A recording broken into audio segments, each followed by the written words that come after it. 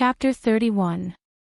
After thinking for a while, Gu Mengmeng took a small step forward and puffed out her chest, saying, "I was the one who asked Barit to stop the others. This is not Barit's fault.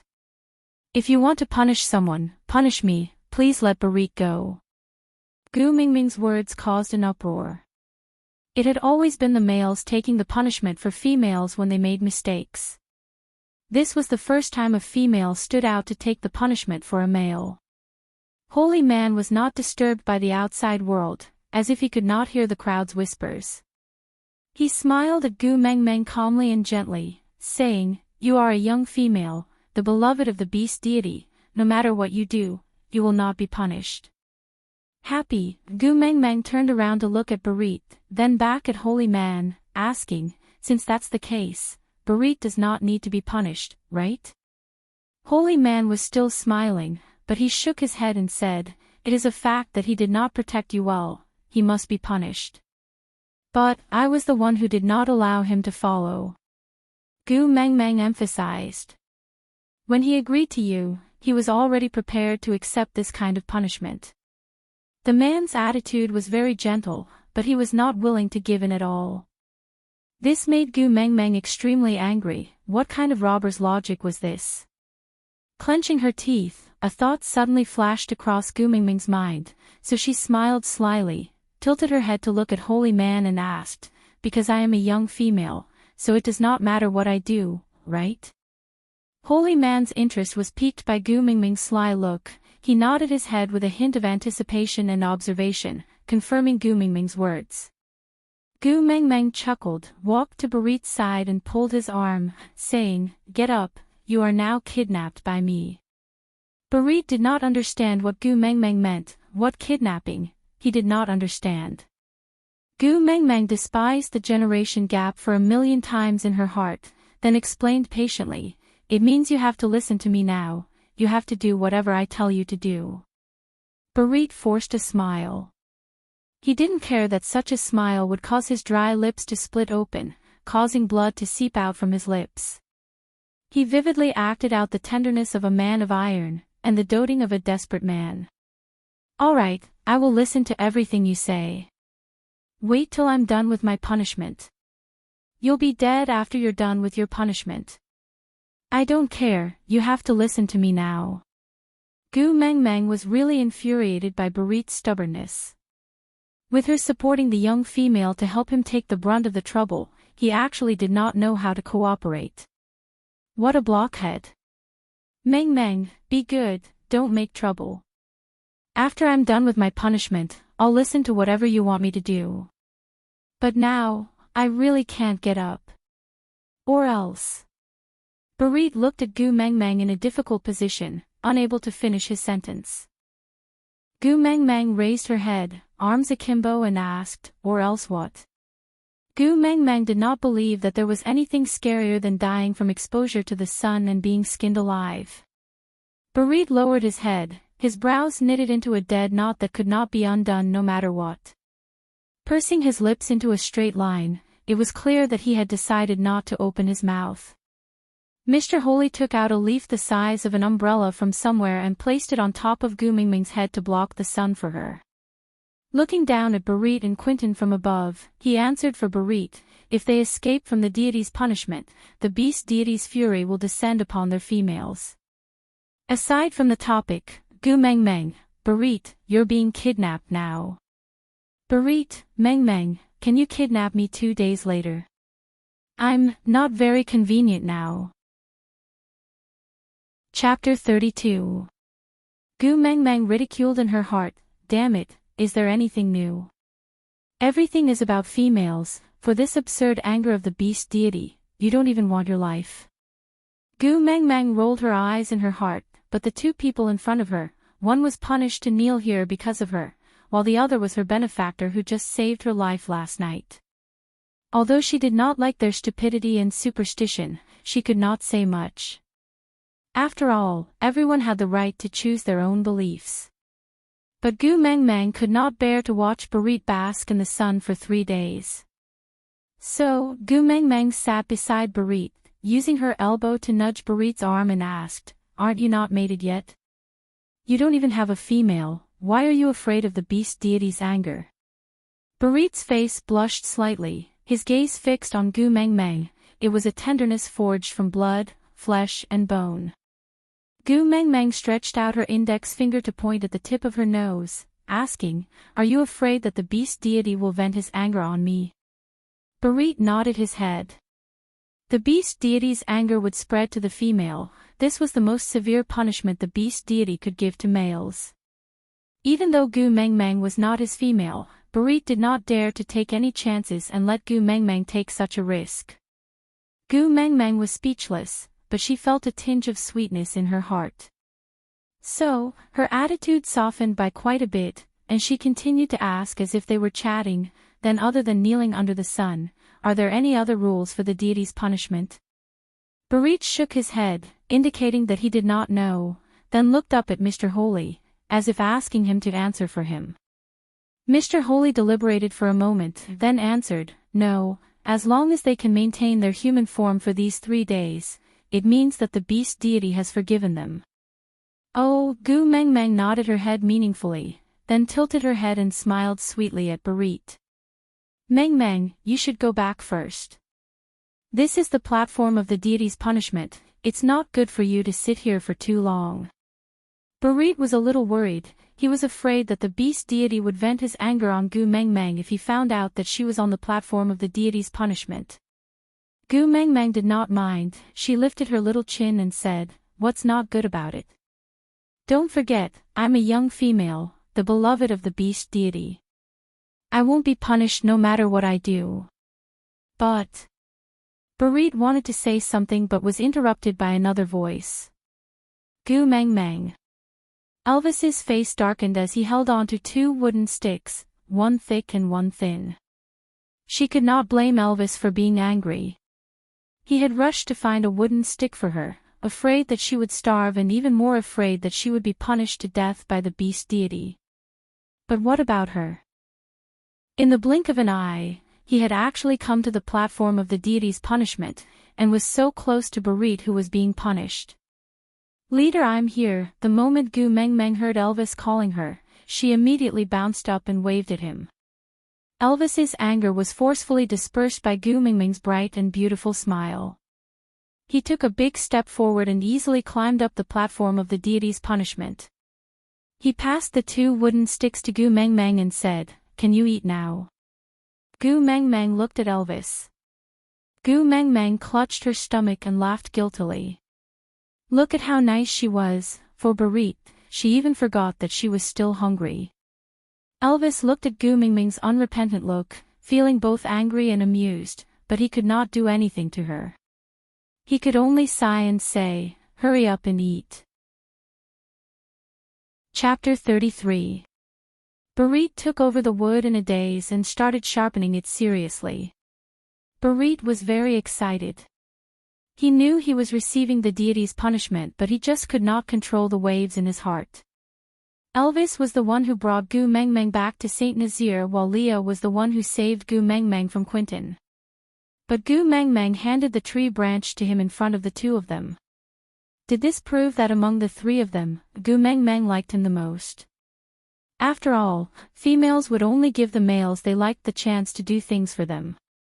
Elvis, who had the same thought as Barit, had an even darker expression. He stuck close to Barit when he could not find him, but once he found Barit, he immediately left him behind. However, the main culprit, Gu Mengmeng, completely did not know that Elvis and Barit's imagination had gone to the ends of the earth. She was only trying her best to figure out how to place the thicker wooden stick so that it would be stable. "Leader." Gu Mengmeng looked up at Elvis softly and passed the thicker wooden stick to him. "Can you help me split it from the middle?" Elvis's expression became much better. See, Gu Mengmeng passed the thicker one to him. This meant that he was more reliable than Barit. Thus, Elvis took over the wooden stick from Gu Mengmeng with its under a face. He used a little force with his fingers and split the wooden stick from the middle with a cracking sound. Gu Mengmeng immediately clapped her hands and cheered, "Leader, you're so capable, you're really amazing, this is exactly what I wanted." In reality, Gu Mingming's flattery was too exaggerated, but the males in the beast world all fell for it. The gazes of the males below the platform of the deity's punishment started to wander around, looking for a thicker and bigger wooden stick than the one Elvis split just now, planning to perform for Gu Mengmeng. The pitiful ones did not know that Gu Mengmeng did not even have the mood to look at them, because she only wanted to eat now. Gu Mengmeng laid the wooden stick that Elvis split flat, then waited eagerly for Barit to sharpen the sharpened one. Gu Mingming's gaze seemed to have some kind of magic, causing all the males, including Elvis, to follow her gaze and lock their gazes on Barit at the same time, causing Barit to be extremely nervous. Sharpening the wooden stick under the gaze of the entire tribe was actually so stressful. What about me? What should I do? The neglected Mr. Holy took the initiative to lower himself and kneeled on the ground with one knee. He hooked Gu Mingming's chin lightly with one hand and turned her little face towards him. He looked at Gu Mengmeng with a graceful and elegant smile. His long and narrow eyes looked like they could seduce one's soul. How could he be so charming? Gu Mengmeng was a little dazed by that pair of eyes. She was so dazed that she could not say a word.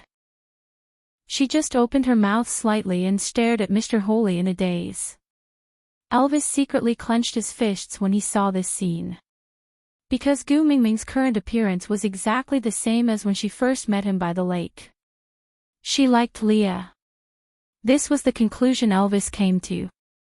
By right, he should be happy, but the burning sensation in his chest told him that he was not as magnanimous as he thought he was.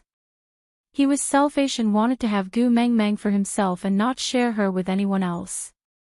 Even if it was Leah, he wasn't willing. The beast pressure that was released unintentionally made all the males under the platform of the deity's punishment feel a strong pressure. The weaker ones almost fainted. Meanwhile, Leah and Barit, who were supporting him, felt it more vividly. Aside from the topic.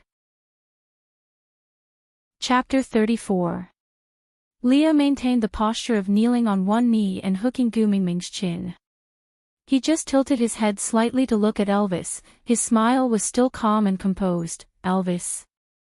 Elvis only regained his senses after being called by Leah. He retracted his beast pressure and shifted his gaze to the side, not wanting to see that unbearable scene. Gu Mengmeng also regained her senses because of this small change. She despised her fangirl behavior in front of everyone, but she could not help it. This man Holy's looks were really too much.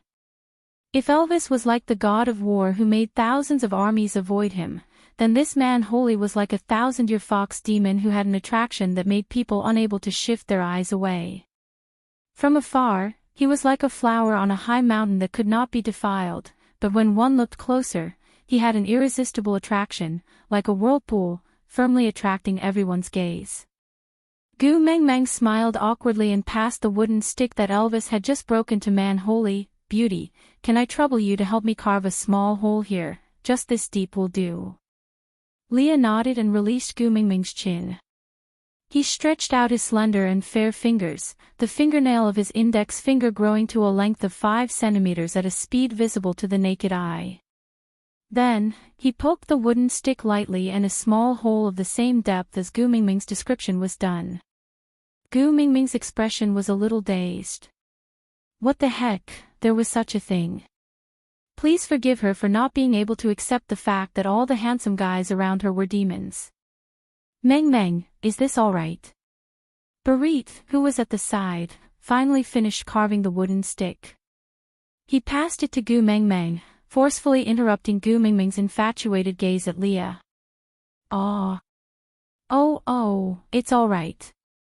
Gu Mengmeng felt that it was too embarrassing for her to lose her composure again, so she took over the wooden stick that Barit had carved and started to focus on drilling the wood to start the fire, refusing to look up at man Holy again.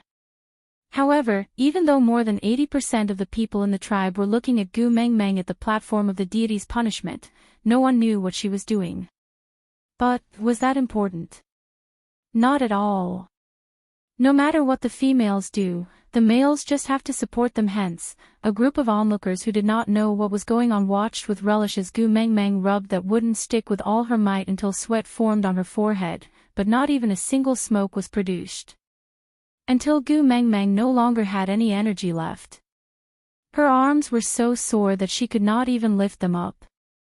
She hung by the side weakly, staring at the 2 wooden blocks in a daze with a conflicted face. Elvis then asked, "Is the ceremony over? Can you eat now?" Gu Mengmeng looked up, her big eyes watering. "Leader, please protect me." Elvis's heart palpitated under Gu Mengmeng's gaze. Her pitiful look really made one's imagination run wild, and he had an urge to tear her apart and eat her up. Gu Mengmeng moved closer to Elvis while whining and pushed the 2 pieces of wood towards Elvis, saying, "Leader, help me drill, I don't have any energy left." Although Elvis did not understand why she had to use a piece of wood to drill another piece of wood, since it was Gu Mengmeng's request, he naturally would not reject her. Hence, Elvis squatted down and imitated Gu Mengmeng's actions just now, starting to rub the sharp end of the thinner wooden stick into the groove of the thicker wooden stick with force. Not long after, a cloud of green smoke rose. Chapter 35. Elvis looked at the wisp of green smoke and his hands paused for a moment. Although the smell was faint, he seemed to have smelled the scent of the flame devil. "Hey, don't stop."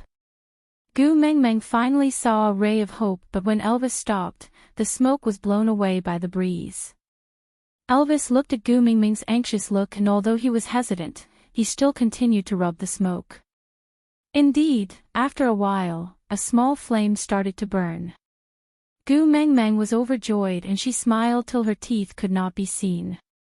She hurriedly grabbed a bunch of dried leaves and piled them beside the small flame so that the fire could burn more vigorously. Just when victory was about to come, Gu Mengmeng felt the weight on her waist lighten and she was lifted up by Elvis, jumping off the platform of the deity's punishment in a few moves. She stared at the small flame with her brows knitted tightly and her face was full of wariness. Not only Elvis, even the surrounding males looked as if they were facing a formidable enemy, and the atmosphere instantly became very tense. What's wrong?" Gu Mengmeng asked blankly. "The flame devil is very dangerous and will often swallow the whole tribe." Elvis's expression was very solemn, like a general who was ready to enter the battlefield any time. "Flame devil."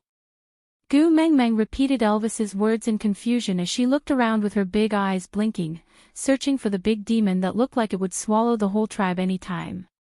Elvis used his hand to knock Gu Mengmeng's little head and then used his chin to point at the burning leaves on the platform of the deity's punishment. Gu Mengmeng pointed at the small flame that could be extinguished any time doubtfully and asked, "The flame devil you are talking about, is it that one?" "Yeah." Elvis nodded his head cautiously. Gu Mengmeng looked at them for a long time until she realized that even Barit and Quinton, who were kneeling on the platform of the deity's punishment, had a face as if they were ready to die for a just cause. Only then did she confirm that Elvis was not joking. Damn it, the generation gap between the eras was indeed as wide as the Pacific Ocean. Gu Mengmeng squirmed and wanted to jump down from Elvis's arms. But Elvis firmly believed that the flame devil was an extremely dangerous thing, so he refused to loosen his grip no matter what. The more Gu Mengmeng squirmed and struggled, the tighter Elvis restrained her.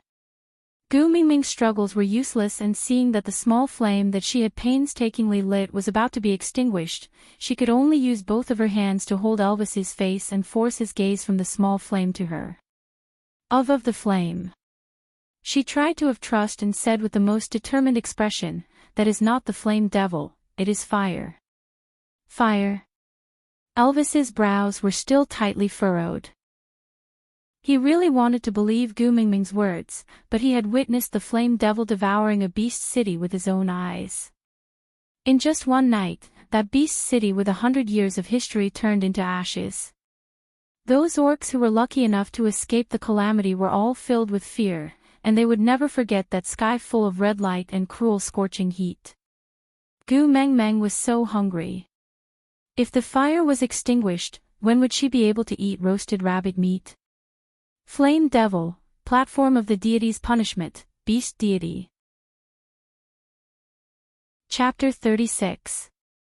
Sure enough, superstition had to be cured by superstition.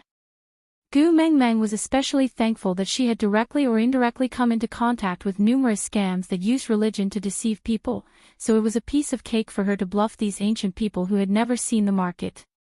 Elvis and Leah exchanged glances.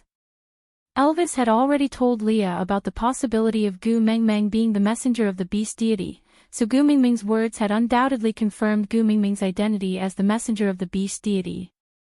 It was a pity that Gu Mengmeng herself did not know that her words had unknowingly raised her image to an unreachable level. In the near future, the beast world would be in an uproar. The current Gu Mengmeng was only thinking about that fresh piece of rabbit meat waiting to be cooked. Since he had confirmed Gu Mengmeng's identity as the messenger of the beast deity, Elvis naturally would not doubt her words. Although he was still in awe of the flame devil, but since Gu Mengmeng had said so, he would risk his life to try. So, he placed Gu Mengmeng on the ground and tried to approach the fire carefully. Gu Mengmeng felt aggrieved as she watched Elvis, that devil, advancing in a village-like manner. She sighed and simply walked around Elvis, taking big strides towards the direction of the fire. Orcs had excellent hearing. Even if some of them were not as good as Elvis, they were not far off. So, most of them heard what Gu Mengmeng said just now. It was just that they did not know Gu Mengmeng's identity as the messenger of the beast deity, so they were in a wait-and-see state. After all, when did a female care about the tribe when she was willful? But when Gu Mengmeng walked towards the fire personally without fear, it brought a huge shock to the watching males. Elvis and Leah, who were left behind by Gu Mengmeng, felt especially strongly.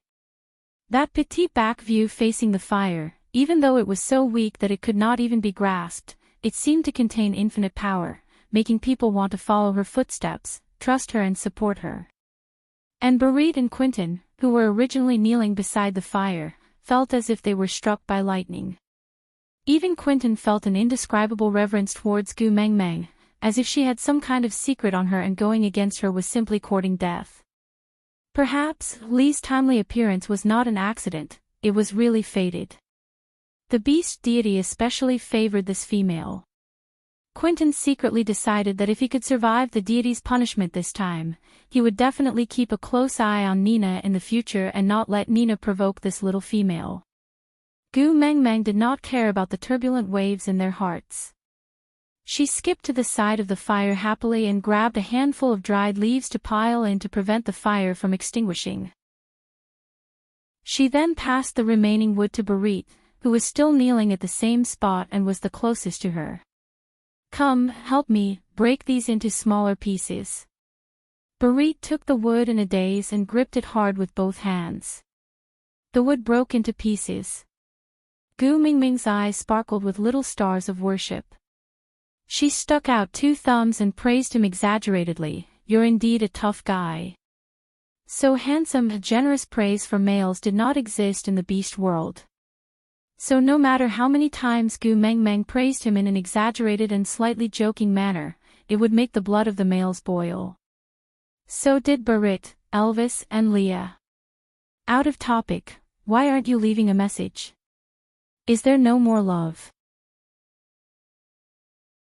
Chapter 37. Elvis walked to Gu Mengmeng's side and sat cross-legged. Yes, he was afraid of the flame devil. But Gu Mengmeng was already sitting so close to him.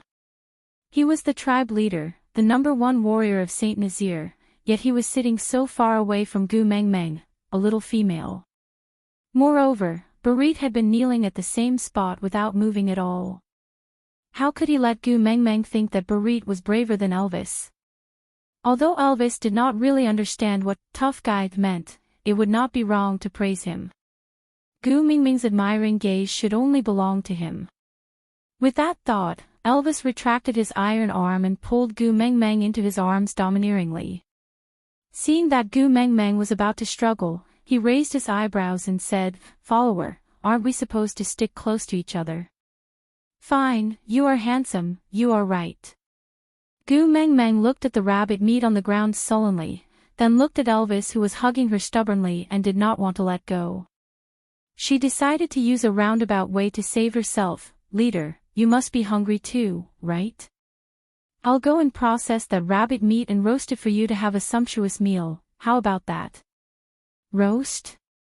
Elvis felt that Gu Meng Meng was filled with mysteries. She was like a treasure house full of secrets. Her every action was puzzling and fascinating. Gu Meng Meng face-bombed.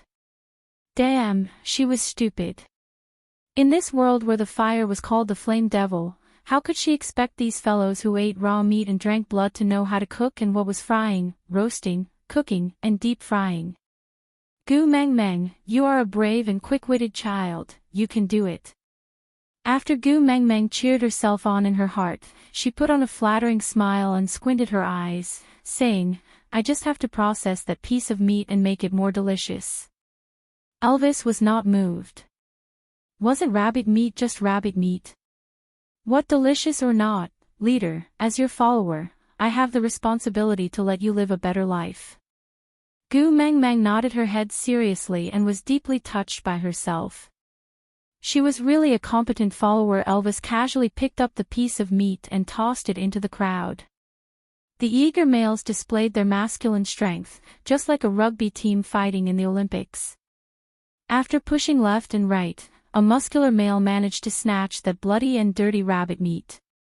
Then, like a world champion holding on to his trophy, he walked to Gu Meng Meng solemnly, looking at her expectantly.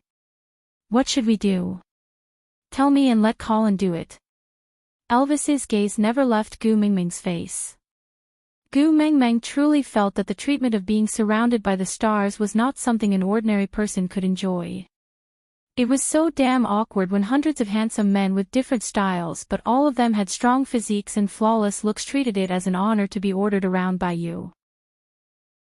Gu Meng Meng smiled awkwardly at Colin and said, Can I trouble you to bring this piece of rabbit meat to the stream and use water to wash the blood on it and the organs inside clean? Of course. Gu Meng Meng's politeness made Colin blush. There had never been a female who spoke to him so gently before. Not to mention washing a piece of meat, even if Gu Meng Meng asked him to pluck off all the hair on his body, he would not say no. Thank you. Gu Meng Meng tilted her head and smiled sweetly. No, you're welcome. Colin's face turned even redder. He held onto the rabbit with one hand and scratched the back of his head with the other, taking small steps backwards. Thump. Chapter 38. Colin handled the rabbit meat very quickly and came back with a piece of meat that had been washed clean not long after. Gu Meng Meng received the rabbit meat happily and asked Colin to find a thinner branch to sharpen one end of it. Then, she skewered the rabbit meat on the branch and tilted her head to look at Elvis. She used a fawning and docile tone to discuss, Leader, can I sit a little to the side? I can't display my abilities if you hug me like this. Elvis liked the feeling of Gu Meng Meng nestling in his arms. It was as if she was a part of his body and he was only complete when he hugged her in his arms. But, he could not bear to disappoint her. So, he nodded his head and allowed her to leave his arms. It was just a distance of less than half a meter, but he felt that it was a little far. Gu Meng Meng was so hungry that she was seeing stars. No matter how many handsome men there were, they were not as good-looking as the rabbit meat in her hands. Roasted rabbit meat, my favorite, la la la la. Gu Meng Meng hummed a little tune while turning the rabbit meat in her hands. Unbeknownst to her, she had shocked all the males in Saint Nazaire once again with her contentment. Gu Meng Meng knew how to sing. The legendary ability that only females from the mermaid tribe knew, Gu Meng Meng actually knew it. Gu Meng Meng turned around unintentionally and saw Barit looking at her in shock and astonishment. So, she used her elbow to nudge Barit's arm and asked, Why are you looking at me like that? Barit suddenly regained his senses and lowered his head with his brows tightly furrowed. For the first time, the proud warrior of Saint Nazaire, Barit, avoided the gaze of the female he liked. He started to doubt, was he really outstanding enough? Was he really worthy to be Gu Meng Meng's pursuer? What's wrong? Gu Meng Meng was even more astonished. Barit had always been a straightforward person, never hiding or being coy. Although his liking was a little sudden and baffling, humans were just that weird. When someone told you that he liked you for 100 times, that person would become a little special to you. Even if you did not accept him or did not even give him any response, but if he suddenly stopped appearing, you would still feel a little uncomfortable. This was Gu Mingming's current state. This Barit had always wanted to have his eyes on Gu Mengmeng. Now that she had taken the initiative to approach him, why was he avoiding her? Barit pursed his lips and looked at the nimble twigs in Gu Mingming's hands. He did not answer his question and asked, "You're not afraid of the flame, fire?" Gu Mengmeng grinned and replied, "As long as it's used properly, fire will not turn into a flame devil." "Look, isn't it helping me roast the rabbit meat?" Barit nodded his head ambiguously and did not reveal more of his thoughts. In the instant that the flame was ignited, he was determined to die. It did not matter even if he was swallowed by the flame demon. He must not get up and escape. He must not let the anger of the beast deity implicate Gu Mengmeng. But such determination seemed pathetic in front of Gu Mingming's relaxed attitude. He wanted to become an even more outstanding male, a male that could match up to Gu Mengmeng.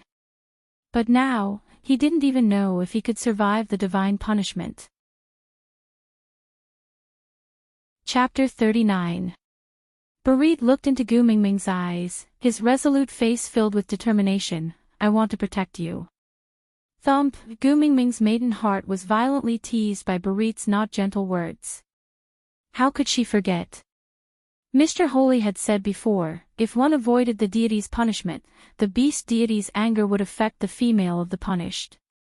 Even though she and Barit did not know anything other than each other's names, this fellow still insisted on seeing her as his partner and was willing to risk his life for her. The touching feeling was not because he was not afraid of anything, but because he was clearly afraid, but to protect you, he did not retreat. The corners of Gu Mingming's lips curled upwards unknowingly. Barit was indeed a tough guy, he was so handsome. While they were chatting, the rabbit meat had already been roasted until it was crispy on the outside and tender on the inside, with a golden brown surface.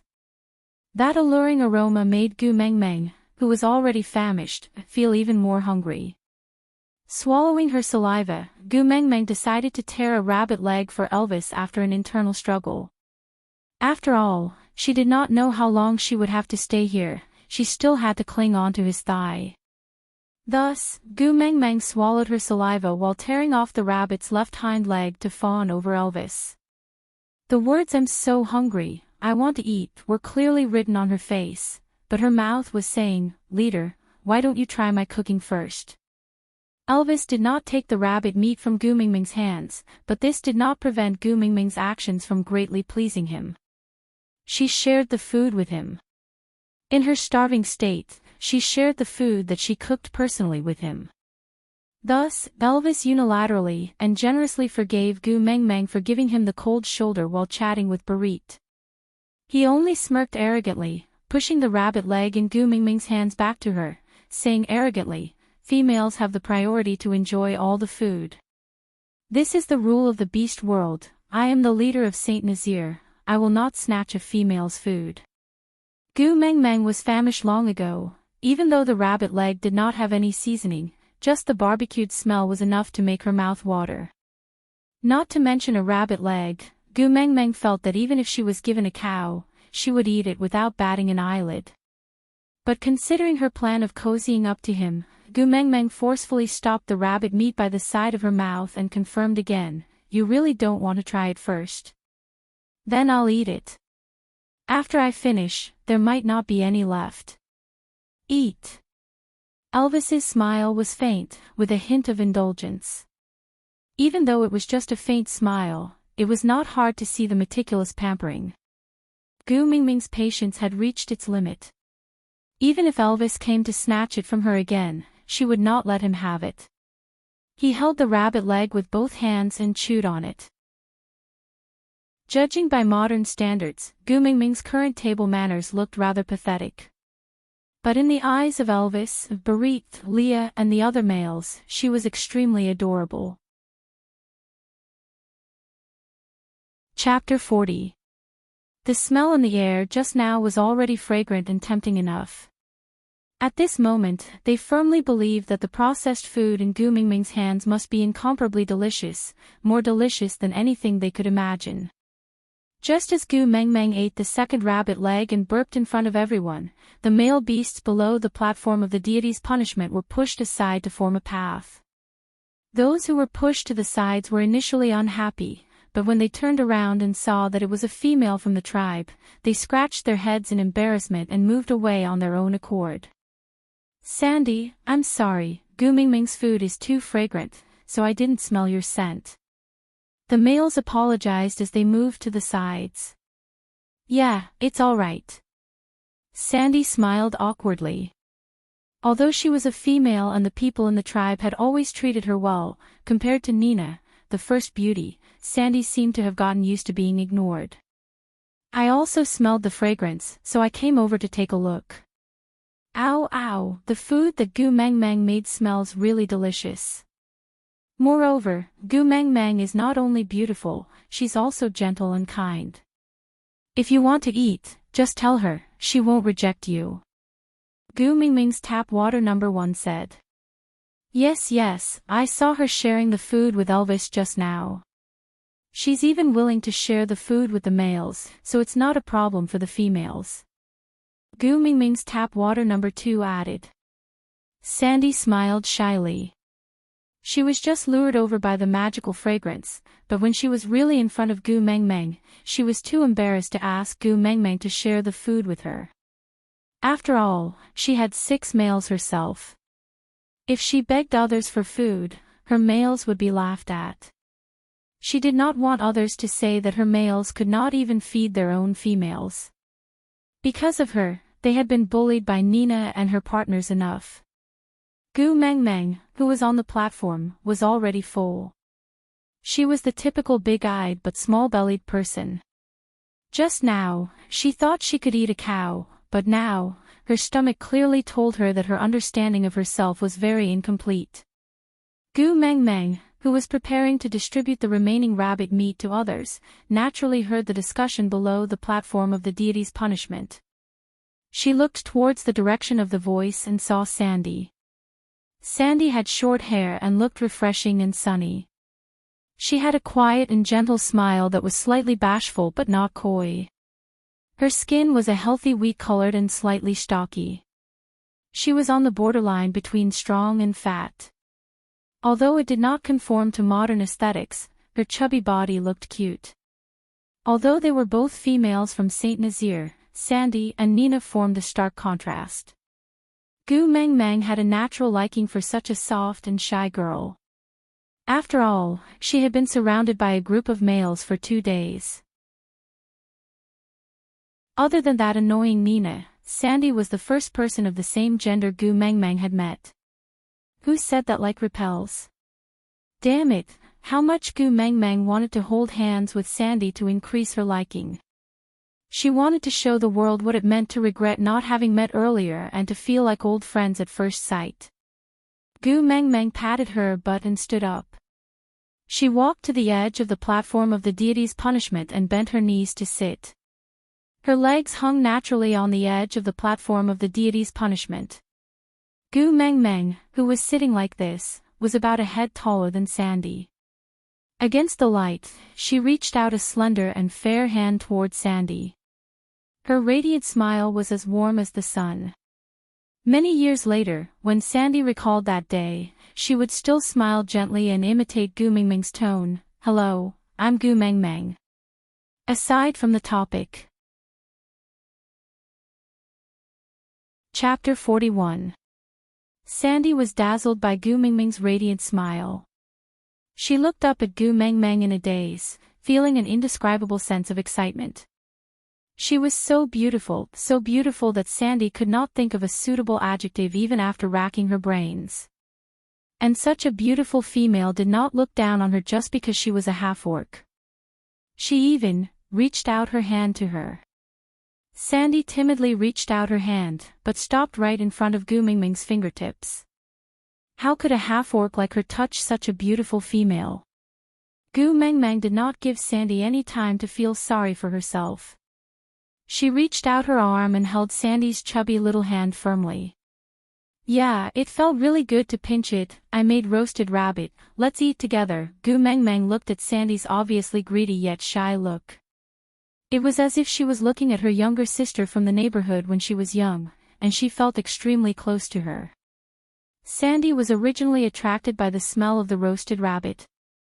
Now that Gu Mengmeng pulled her, there was no reason for her not to eat. But looking at the male standing behind her, Sandy blushed and said softly, I will only taste a little. Gu Mengmeng was not such a petty person. She held on to Sandy's arm and bumped her lightly with her shoulder. She winked and said, don't worry and eat, there's more. Although Sandy was a half-orc, she was still a precious female. So, other than the 2 rabbit legs that Gu Mengmeng ate, the rest of the rabbit was left untouched. It was Sandy's first time on the platform of the deity's punishment. She was a little nervous, but in front of the temptation of delicious food and Gu Mingming's passion, this little bit of nervousness was not a cause for fear.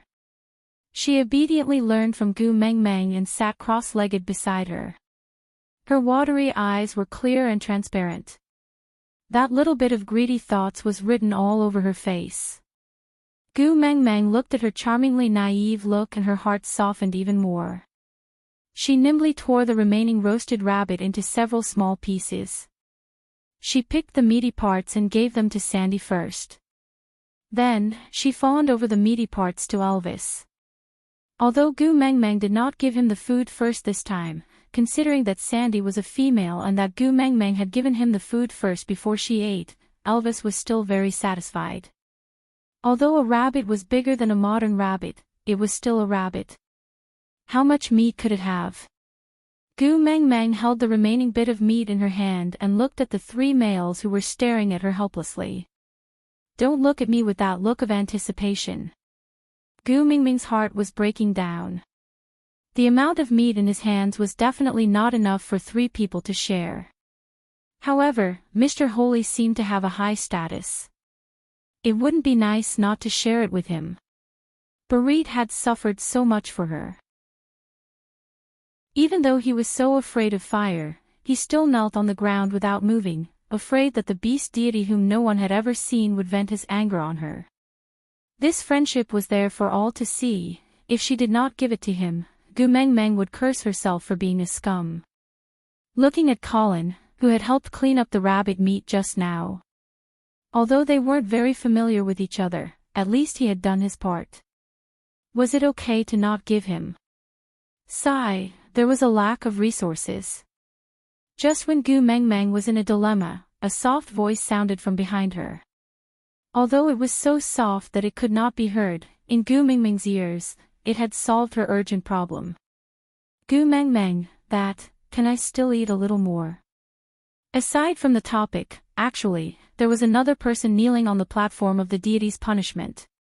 That was Quentin. However, Gu Mengmeng chose to ignore him. Chapter 42. Sure, of course you can. Gu Mengmeng chuckled and turned around to pass the remaining rabbit meat to Sandy. She smiled and said, you're a female, so you're very precious. If there's food, of course I should let you eat first, right? Right? Although the 3 males who did not get to eat were a little disappointed, it was better to give it to Sandy than to the other males. Hence, they did not say anything and just nodded. Among them, Colin was the one who agreed the most. He looked at Gu Mengmeng with shock and admiration and said, you're really the kindest and most gentle female I've ever met. Not only do you treat your pursuers so well, you're also so gentle and friendly to other females. Gu Mengmeng, you're really too special. Gu Mengmeng was a little embarrassed from the compliment. After all, strictly speaking, this rabbit was just leftovers from her meal. She was already embarrassed that Sandy did not despise it and even looked touched when she gave it to her. Now that Colin called it out with such a loud and clear voice, Gu Mengmeng felt even more guilty. It's just a rabbit, it's not as exaggerated as you said. Exactly. A sharp voice sounded and the temperature of the platform of the deity's punishment instantly dropped. Gu Mengmeng had goosebumps from the bottom of her feet when she heard this voice. It was not fear, it was disgust. Looking towards the source of the voice, it was indeed Nina walking towards them with a face full of hatred while twisting her fat butt. Even if the males were uncomfortable, they still had to make way for Nina. After all, she was a female. Nina did not care about what others thought. She was fully focused on the platform of the deity's punishment. That bitch. How dare she hit her? She must make her pay the price. Nina's partner transformed into a beast and laid on the ground, allowing Nina to step on his back and climb up the platform of the deity's punishment.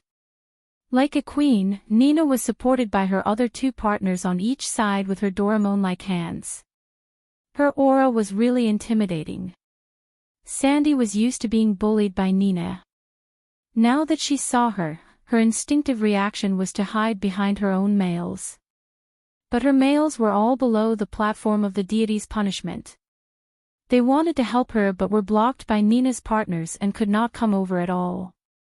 Sandy was anxious and afraid, and her eyes reddened involuntarily. I say, Sandy, even though you are just a lowly half-orc, you are still a female of Saint Nazir. How dare you eat something of unknown origin? Those who don't know would think that your male is too useless, and those who don't know would think that your male is too useless, causing you to go around begging for food because you can't eat your fill. Nina's sharp and harsh voice came flying towards Gu Mengmeng. Although her original target was only Gu Mengmeng, seeing how harmonious Sandy and Gu Mengmeng were, she was infuriated. Those who were close to Gu Mengmeng were her enemies.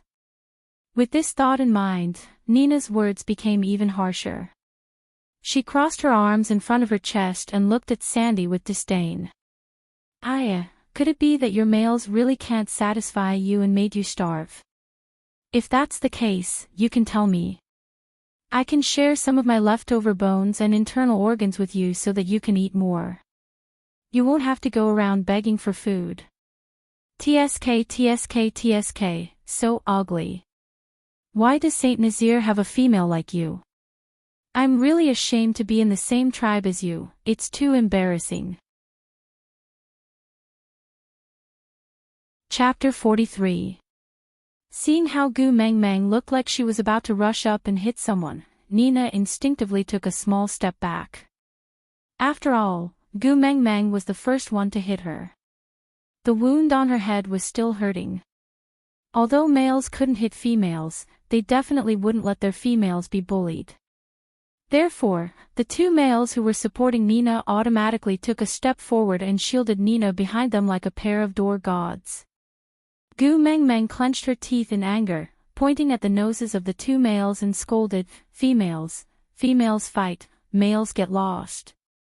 Yes, there was an unwritten rule in the beast world that males could not interfere in the fights between females.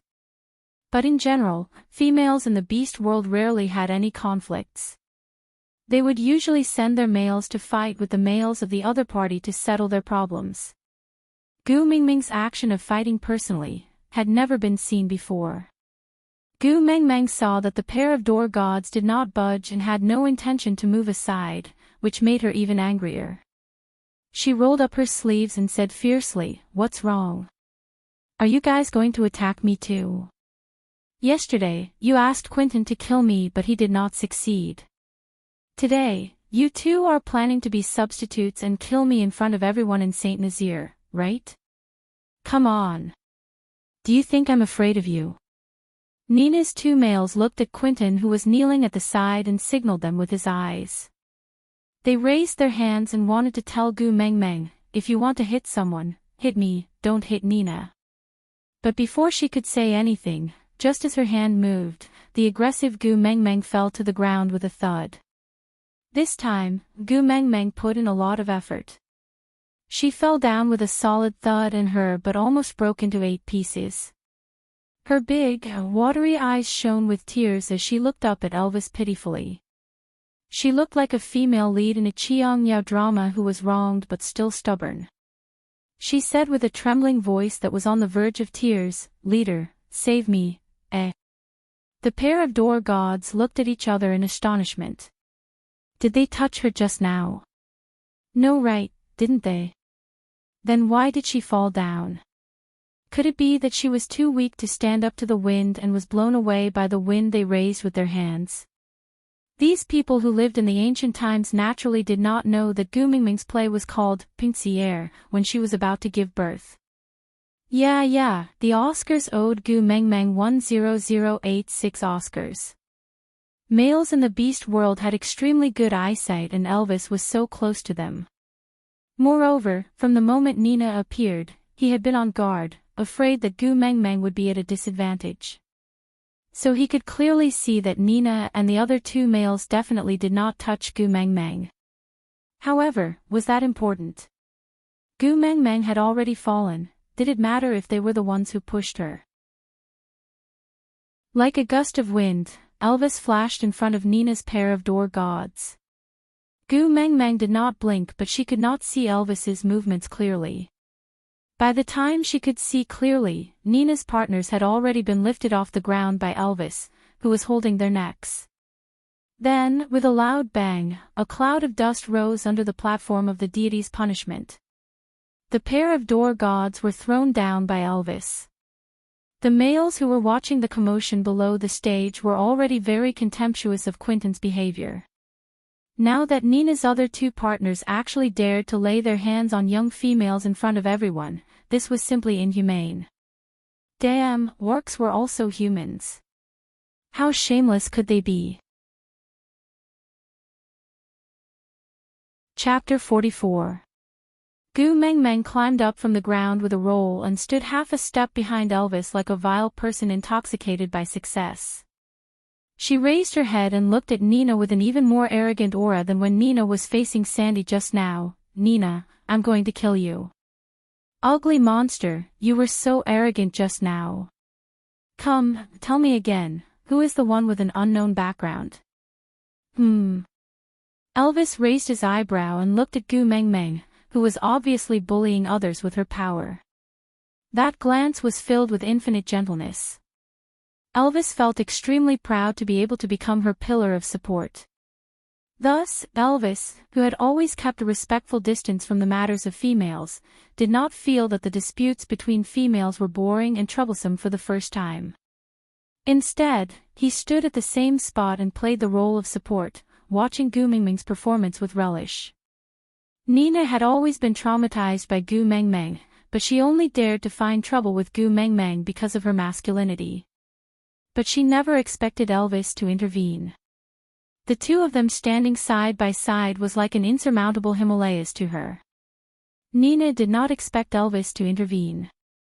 Nina was a little scared and instinctively wanted to escape, but she felt that she could not do it. Especially when Gu Mengmeng shouted, "Ugly monster," it really triggered her sensitive nerves. After all, she was the most beautiful female in the tribe. How could her beauty be slandered?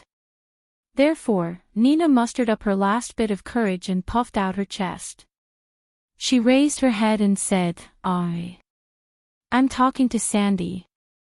What does it have to do with you? Sandy is my friend, what you say about her has got to do with me. Gu Mengmeng held on to Sandy's arm and secretly held on to Sandy's trembling hand. She did not mind that Sandy's palms were all sweaty and only raised her chin to signal Sandy with her eyes. Then, she asked, "Right, Sandy?" Yeah. We are friends." Sandy was always timid in front of Nina. Even with Gu Mengmeng's support, she still did not dare to look Nina in the eye. She just hid behind Gu Mengmeng like a frightened chick, seeking protection. But, Gu Mengmeng's petite figure could not even cover half of Sandy's rotund figure, so this scene was rather funny. But at this moment, Nina could not be bothered to make fun of Sandy and Gu Mengmeng's physique. She only felt that she was about to die from anger. She could not afford to offend Gu Mengmeng, But who asked this bitch to have Elvis and Barit backing her up? But Sandy, this lowly half-orc female, actually dared to go against her so brazenly. This was simply turning the sky upside down. Sandy, come here. With that, Nina pounced over, wanting to pull Sandy from behind Gu Meng Meng and teach her a harsh lesson. How could Gu Meng Meng let her have her way? Just as Nina pounced over, Gu Meng Meng pulled Sandy to the side and avoided Nina's attack. At the same time, she tripped Nina's leg and Nina fell flat on her face. It fell right in front of Quentin. Quentin wanted to reach out his hand to help Nina up, but his wrist was held by a fair and slender hand. His voice was calm, but with a hint of seduction. If you reach out your hand to help Nina up now, this matter will not be as simple as a small conflict between females. Do you have the confidence to win against Barit, Elvis, and me? Aside from the topic, author, Gu Meng Meng, it's not right to bully others. Gu Meng Meng clasped her fingers and looked at Authorine. Nina is not human. Authorine, Gu Meng Meng, why are you scolding others? Gu Meng Meng shrugged. I told you, Nina is not human. Authorine, Gu Meng Meng, you can't say that Nina is not human just because she has a conflict with you. Gu Meng Meng, are you Xuanzang? Can't you tell that this is the beast world? Who knows what kind of seductress Nina is? Just you wait, I'll beat her into her original form for you to see. Authorine. A mess in the wind. Gu Meng Meng, close the door, let Elvis go. Chapter 45. Quentin stopped his outstretched hand abruptly. He could have fought Barit to a draw, and if he had fought with all his might, he might have won. But now that he had lost an arm, it was impossible for him to defeat Barit. Moreover, other than Barit, Elvis and Leah were by Gu Meng Meng's side. Looking at Quentin slowly putting down his hand and finally clenching it into a fist, Leah clicked his tongue in regret. I thought you would be very willing to give me a chance to perform.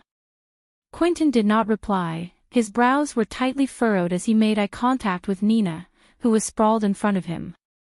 Nina had heard the entire conversation between Quentin and Leah, but she did not think that Quentin's silence was to help her. Instead, she thought that Quentin was timid and weak, allowing Gu Meng Meng to bully him because he was afraid of Barit, Elvis and Leah. Nina did not dare to lose her temper at Leah and Elvis, but she was not so polite to Quentin. She sprawled on the ground and did not even straighten up, one of her hands slapping the ground with all her might to show her anger. She glared at Quentin with her black chicken-like eyes, pointing at his nose and scolding, "You useless fellow, you can't even handle a small matter properly. Now that I'm being bullied, you actually stand by and do nothing. I don't have a useless male like you. I want to break off the partnership with you, I must." Quentin did not reply, his eyes just stared deeply at Nina, who was flipping out. His gaze was deep and reserved, making one feel sorry for him. For Nina, how many things had he done that went against his conscience? Even if he would be abandoned by the beast deity, as long as it could make Nina happy, he would do it. But this was already the second time she said that she wanted to break off the partnership with him. Nina's words caused the scene to sink into a strange silence. Even the males who were beating up Nina's other two partners stopped and looked towards the platform of the deity's punishment with furrowed brows. Quentin was indeed despicable to lay his hands on Gu Meng Meng, but he was willing to risk the public's anger to do it, all for Nina. But Nina said that she wanted to break off the partnership with him. This was really disappointing. Even the pair of door gods, who were beaten up by the male beasts, looked at Quentin with sympathy in their eyes. However, Nina was not moved at all. She propped her fat body up with her elbows and sat on the ground while panting. She acted like a shrew as she pointed at Quentin and scolded, "I was willing to mate with you back then because you could fly, but what happened in the end? His wings were actually crippled by someone. Tell me, can an eagle without wings still be considered an eagle? It's fine if you can't fly, but now you've even lost an arm. A crippled beast like you is even worse than a half-beast. What do I need you for? Today, we might as well dissolve our partnership. From now on, you can never say that you're my partner. Gu Mengmeng also felt angry after hearing Nina's words. Just as she was about to argue with her, Sandy pulled her arm and shook her head at her.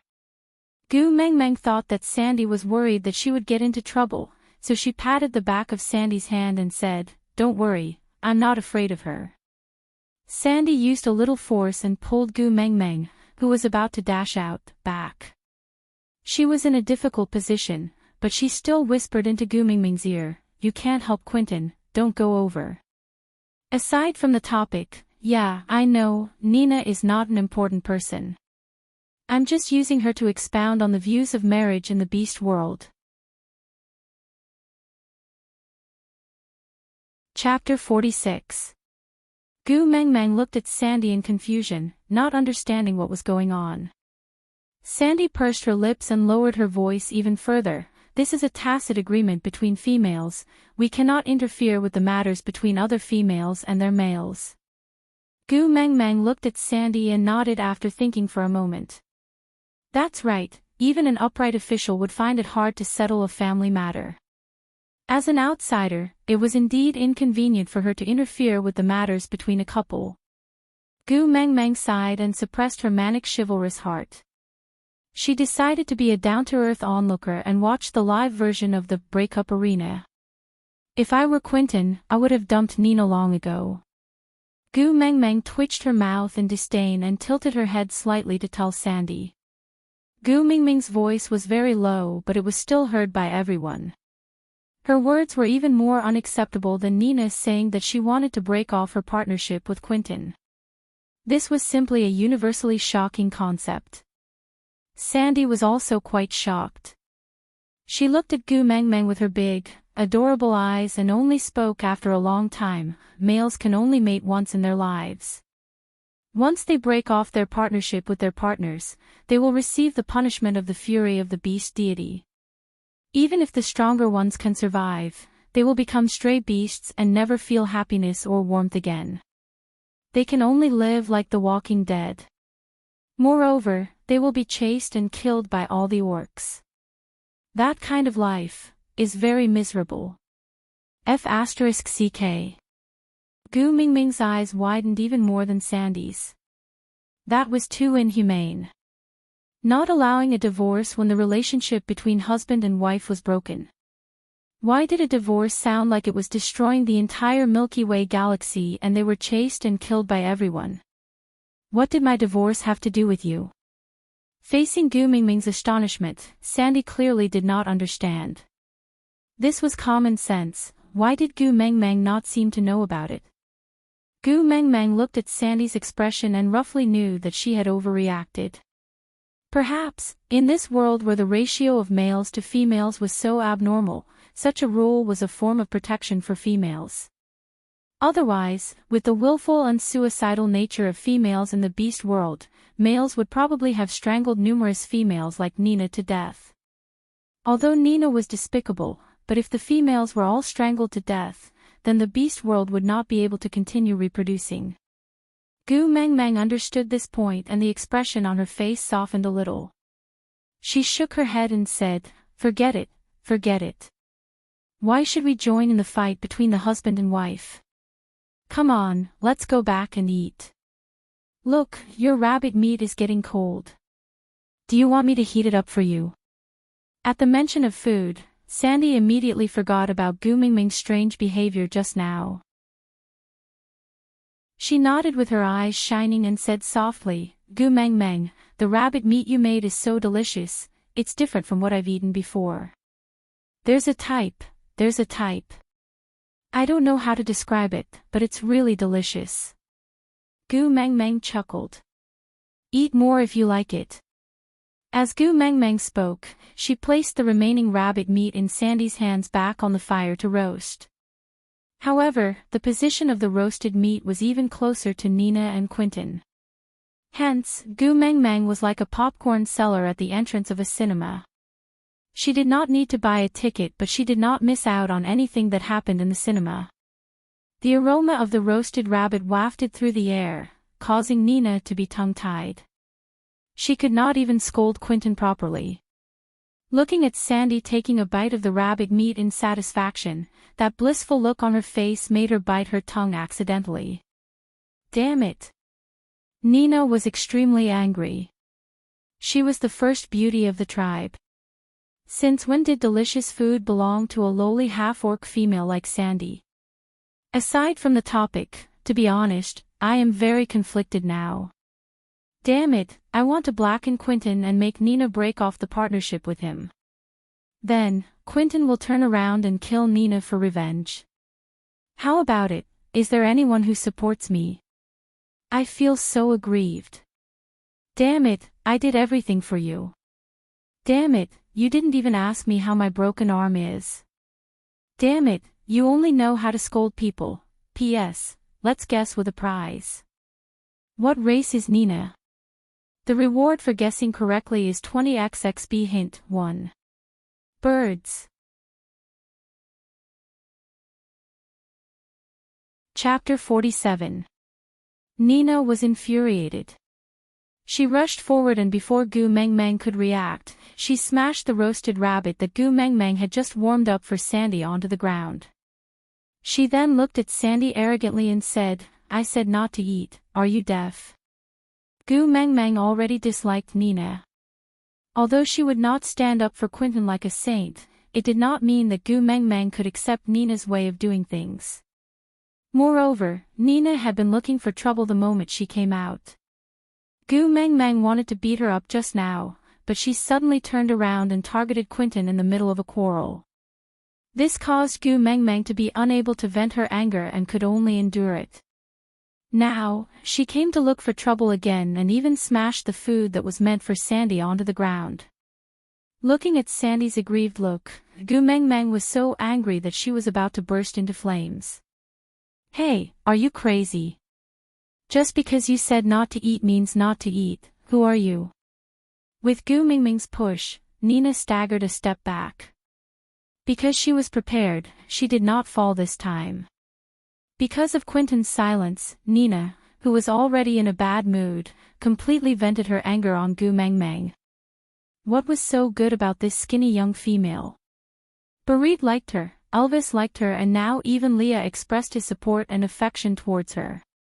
How hateful, all these outstanding males should have belonged to her, the first beauty of the tribe. So, Nina copied Gu Meng Meng's actions and pushed back, not to be outdone. Gu Meng Meng's body was petite and slender. Naturally, Nina, who was bloated and lacked training, could not be compared to her. She just lowered her body slightly and dodged Nina's attack easily. She then swung her fist and hit Nina's fat stomach. Damn it, Gu Meng Meng's fist was completely buried in Nina's overturned stomach. She felt that she could not exert any force on it, as if her fist had landed on cotton. It was so light that it made her feel uncomfortable. But even so, Gu Meng Meng's years of martial arts and Sanda training in the gym were not for nothing. To Nina, who had never been hit before, a heavy blow almost took her life.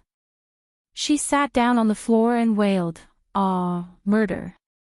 This young female wants to kill me. Someone save me." Nina thought that her pitiful plea for help would definitely trigger a male's protective instincts, because she clearly saw Elvis's muscles tensing up when Gu Meng Meng did that. He looked like he was going to destroy the world, as if whoever stood opposite Gu Meng Meng deserved to die. So, Nina learned from Gu Meng Meng and added some of her own acting skills, forcefully portraying what it meant to be a pitiful wailing like a pig being slaughtered. However, her appearance was not completely useless. At the very least, her male felt his heart ache. Unfortunately, Quentin, who was kneeling on the platform of the deity's punishment, didn't dare to move. The two who dared to move below the platform were beaten to the point that they couldn't get up. Gu Meng Meng was already furious and felt even more annoyed after hearing her wailing and howling. She simply flipped over and rode on Nina's body. She swung her arms and slapped Nina more than 10 times, scolding as she slapped, "I'll let you howl. I'll make you howl. Howl. Howl again." Gu Mengmeng only stopped after slapping Nina's face till it was swollen. Nina had never seen such a scene before and she was completely dumbfounded from the slaps. Looking at Gu Mengmeng riding on her, she did not even have the courage to push her. Seeing that Nina was completely obedient, Gu Mengmeng then dusted her hands and stood up. She looked down at Nina and said, "Remember, I'm Gu Mengmeng. Sandy is my friend. If you dare to bully her again, I'll beat you up every time I see you." Aside from the topic, author, cough cough, to promote the correct values, hitting people is not right. Babies, remember not to hit people for no reason. Gu Mengmeng, it's not right to hit people, but it's effective. Author, let's talk nicely, don't hit. Gu Mengmeng, let's not quarrel when we can fight. Maintaining silence is also a virtue. We'll hit people quietly and leave quietly. Author, Gu Mengmeng. I don't allow you to hit people, no no no.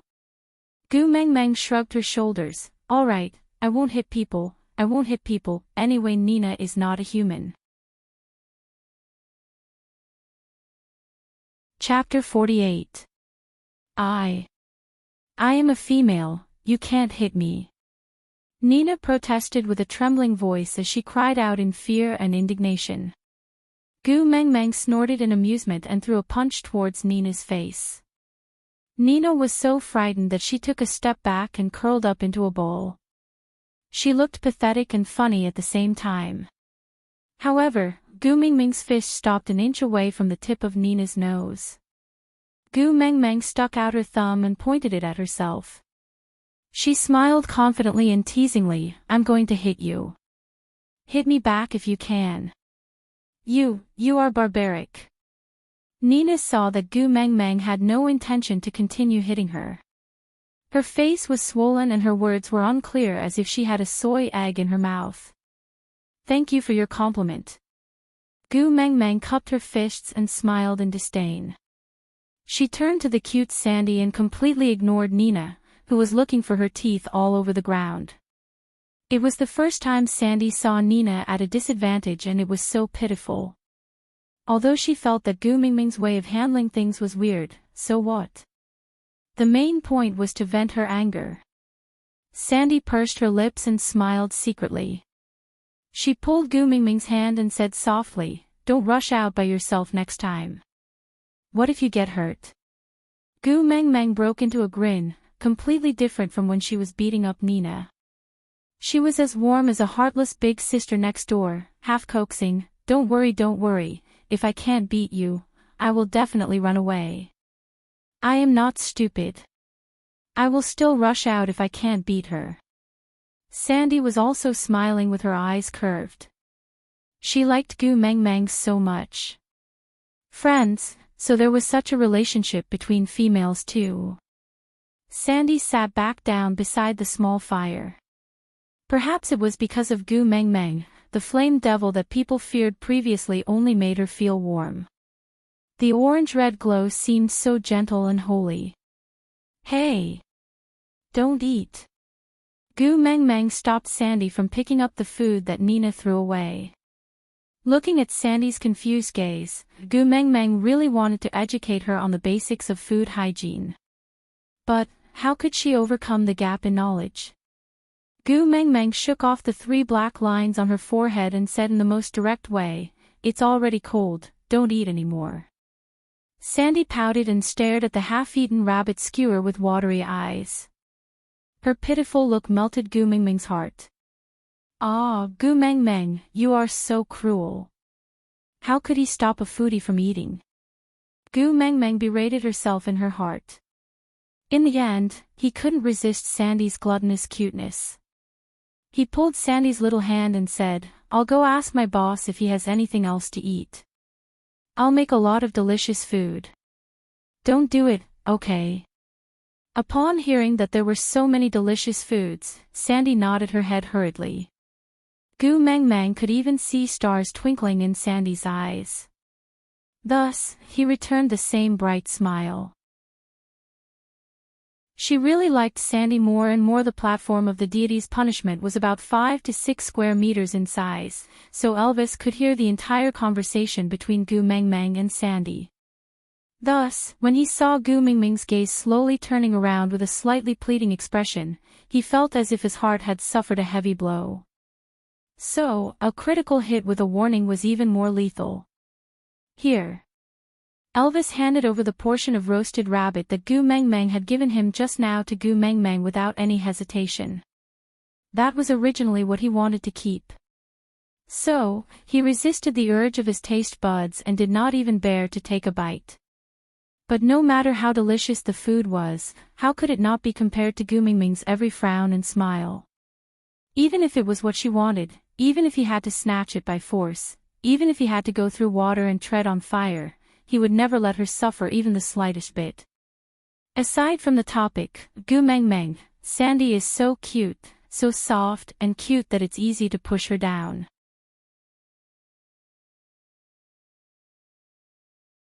Chapter 49. Gu Mengmeng looked at the already cold roasted rabbit that Elvis passed to her and asked pitifully, "Leader, don't you like the food I made?" Elvis's expression froze and he shook his head with a frown. How could he not like it? He loved it so much that he wanted to swallow it whole.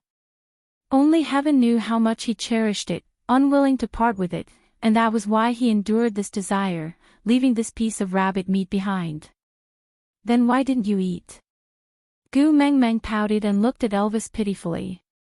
Being stared at by Gu Mingming's big eyes, Elvis could only stretch out his slender fingers and carelessly play with Gu Mingming's hair.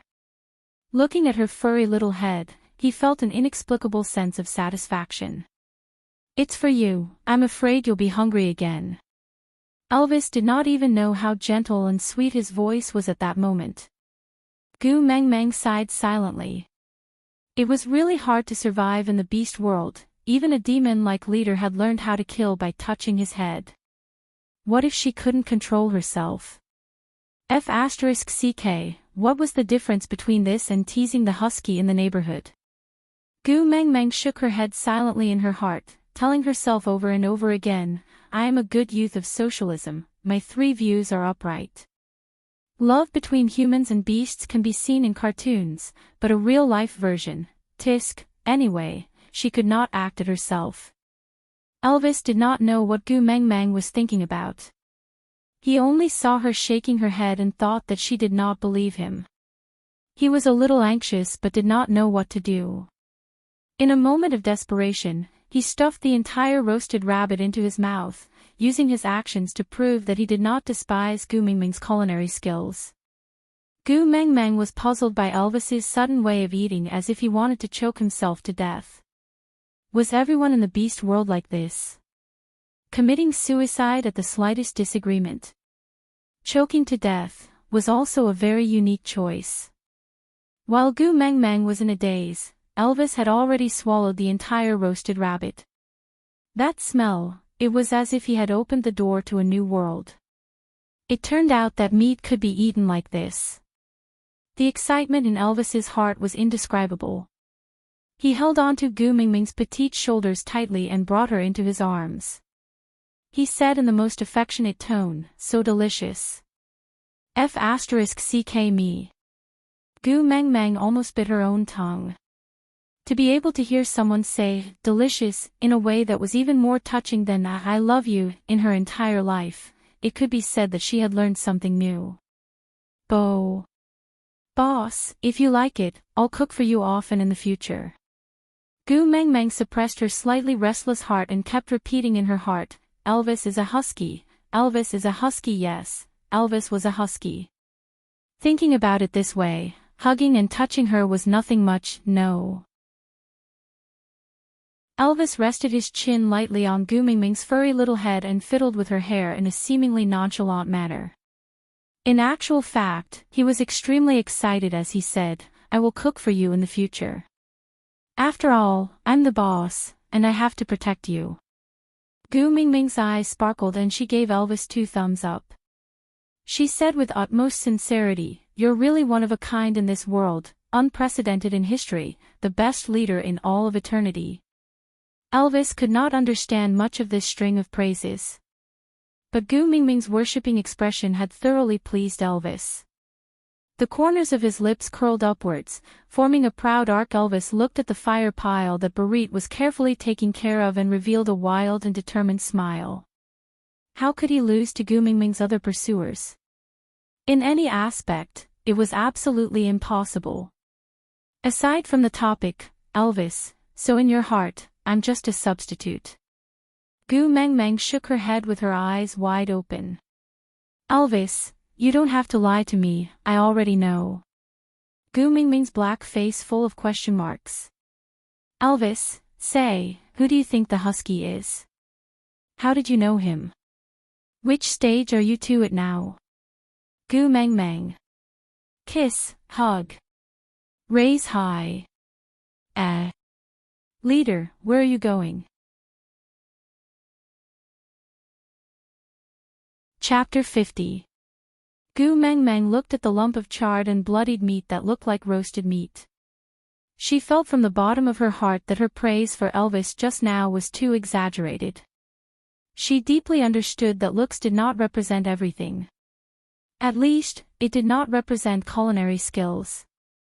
Turning a perfectly fresh piece of meat into a biochemical weapon was also a kind of talent. Gu Mengmeng definitely could not eat it. But if she said she did not want to eat it, she could not resist Elvis's pair of expectant eyes. Gu Mengmeng struggled for a while and decided to put up with her stomach to please Elvis. After all, leader was the truth and looks were justice. Gu Mengmeng bit down on Elvis's masterpiece with the determination to die for justice. There was a charcoal taste in her mouth, and when she chewed, there was a loud crunching sound. Gu Mingming's sense of taste had already activated its self-protection mechanism and she could not taste anything. Yes, her tongue was numb. The only thing she was worried about now was whether her little white teeth could withstand the test of this roasted meat that was comparable to a small rock. Her stomach rolled, followed by a twitching pain. Drops of sweat appeared on Gu Mingming's forehead, making the smile she was trying her best to maintain look especially heart-wrenching. Males were naturally sensitive, and Elvis already knew that he might have messed up the moment Gu Mengmeng saw that piece of roasted meat.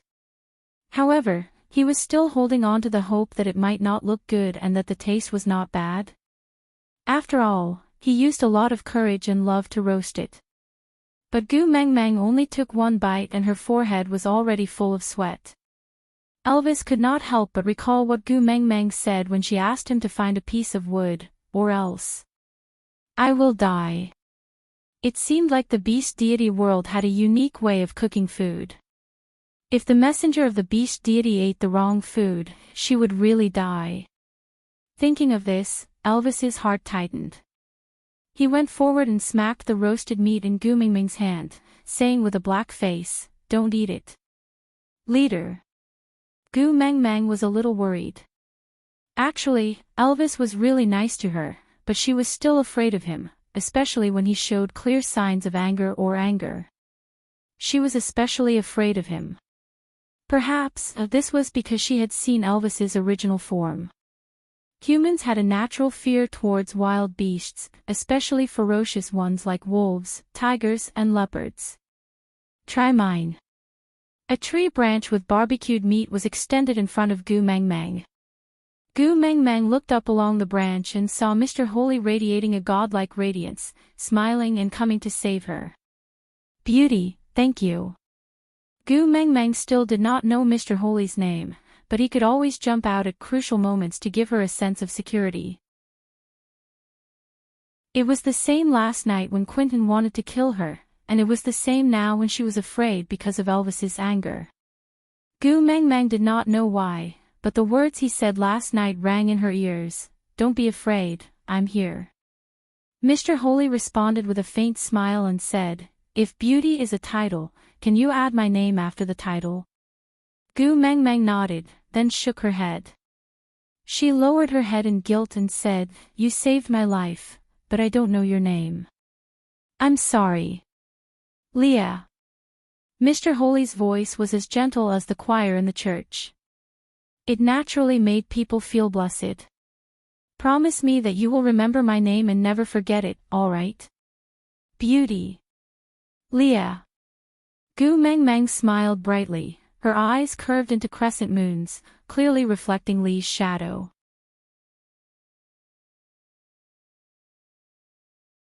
Chapter 51. Elvis felt very uncomfortable, but he could not explain the reason.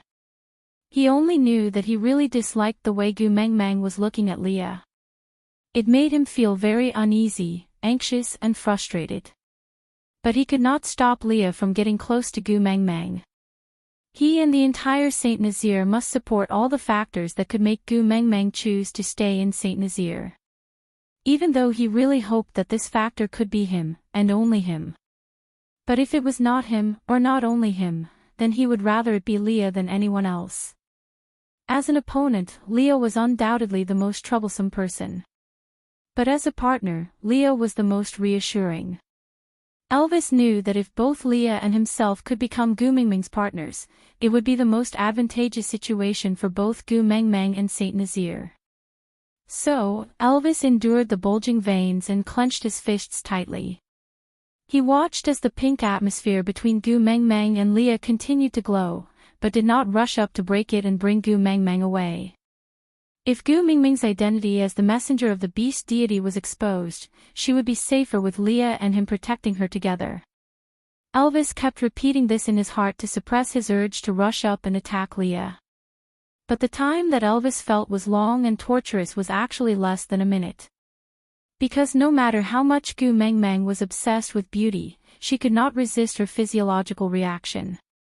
From a crafty and supernatural point of view, Elvis's roasted meat, which was not a perfect combination of charred and fresh, had won Li's beauty. Gu Mengmeng felt her stomach cramping up. No matter how good Li's roasted meat was, she could not open her mouth to take a bite. Gu Mengmeng held onto her stomach and squatted down, curling up in pain. This situation made everyone extremely worried. Elvis especially blamed himself. He should not have let Gu Mengmeng eat something that he had not tasted before. He was too careless. Leo was Saint Nazaire's witch doctor. Taking care of the females in Saint Nazaire was his top priority.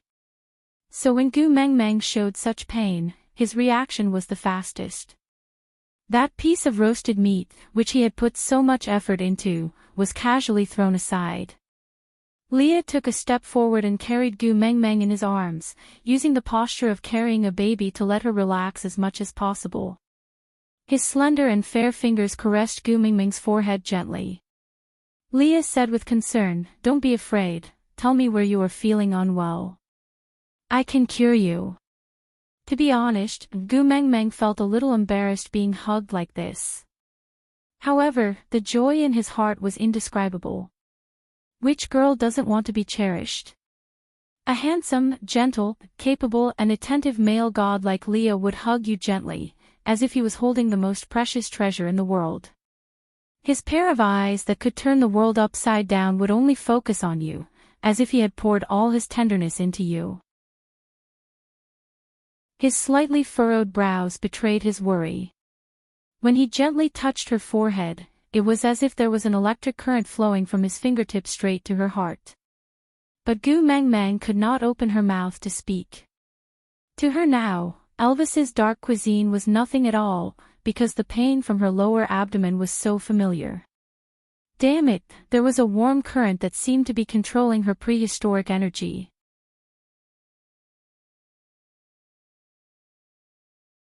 Chapter 52.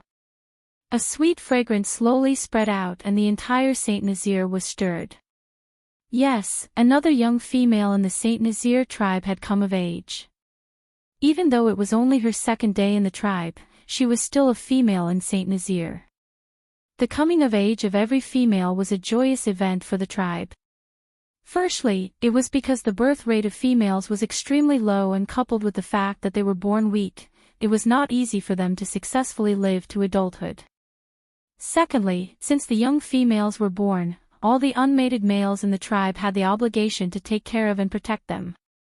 Therefore, on the day that the young female became an adult, the tribe would hold a grand bonfire party, allowing the matured young female to choose a male she liked from among the single males to become her partner.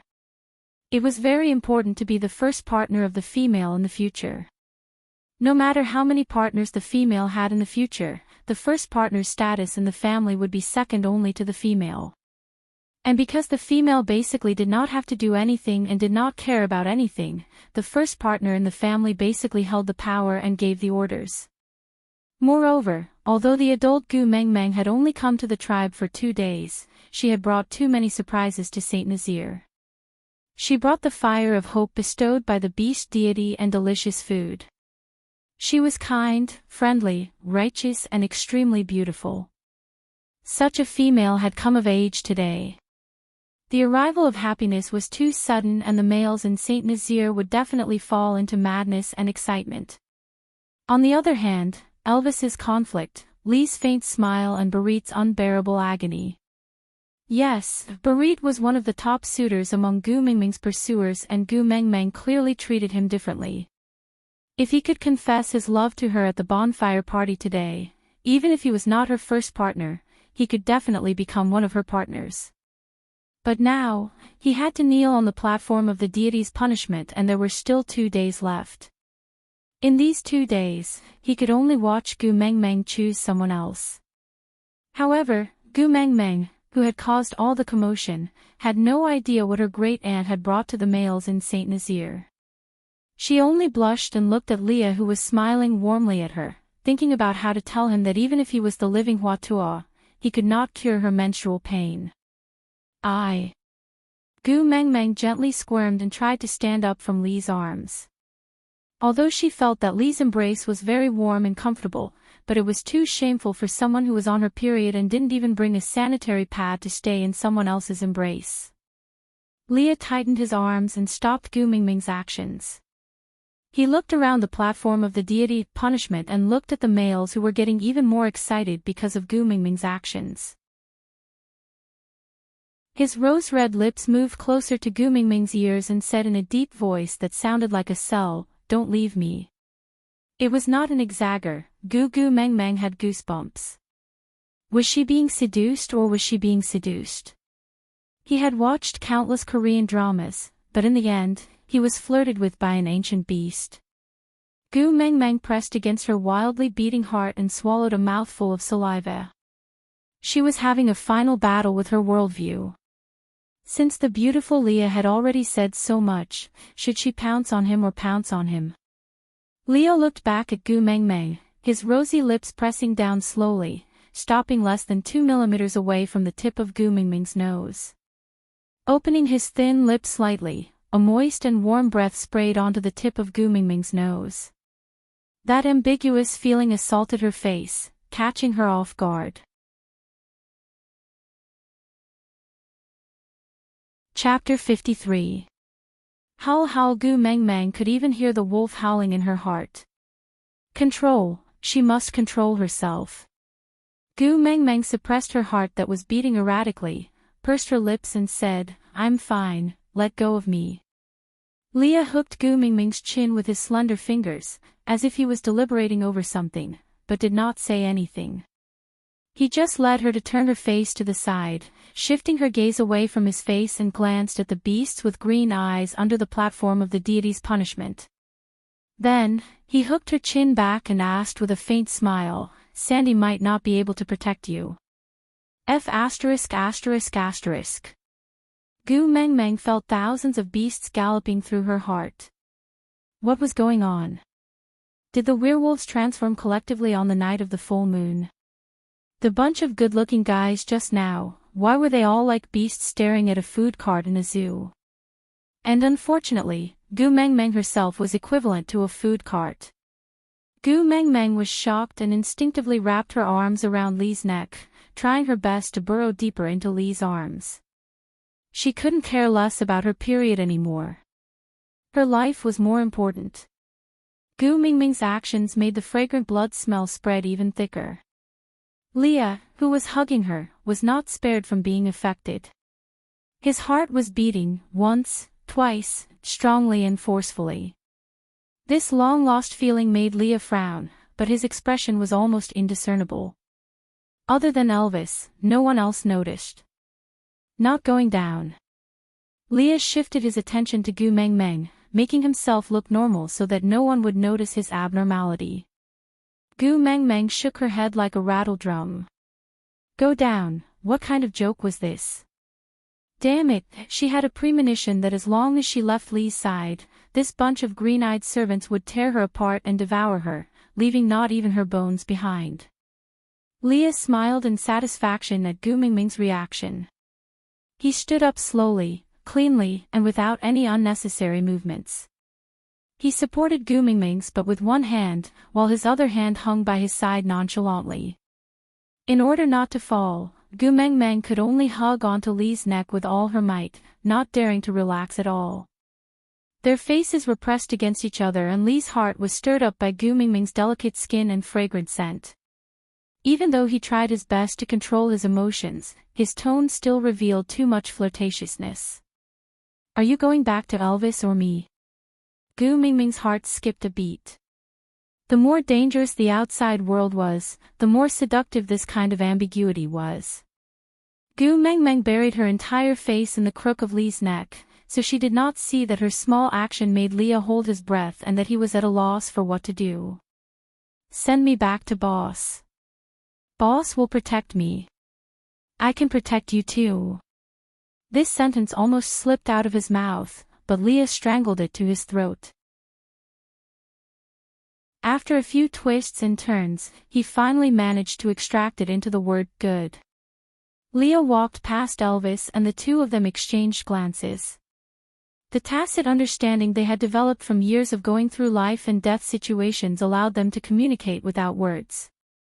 Tonight, the bonfire party to celebrate Gu Mingming's coming of age would definitely be very exciting. But the final victors could only be the two of them. Elvis and Leah walked side by side, protecting Gu Meng Meng who was nestled in Lee's arms like an ostrich.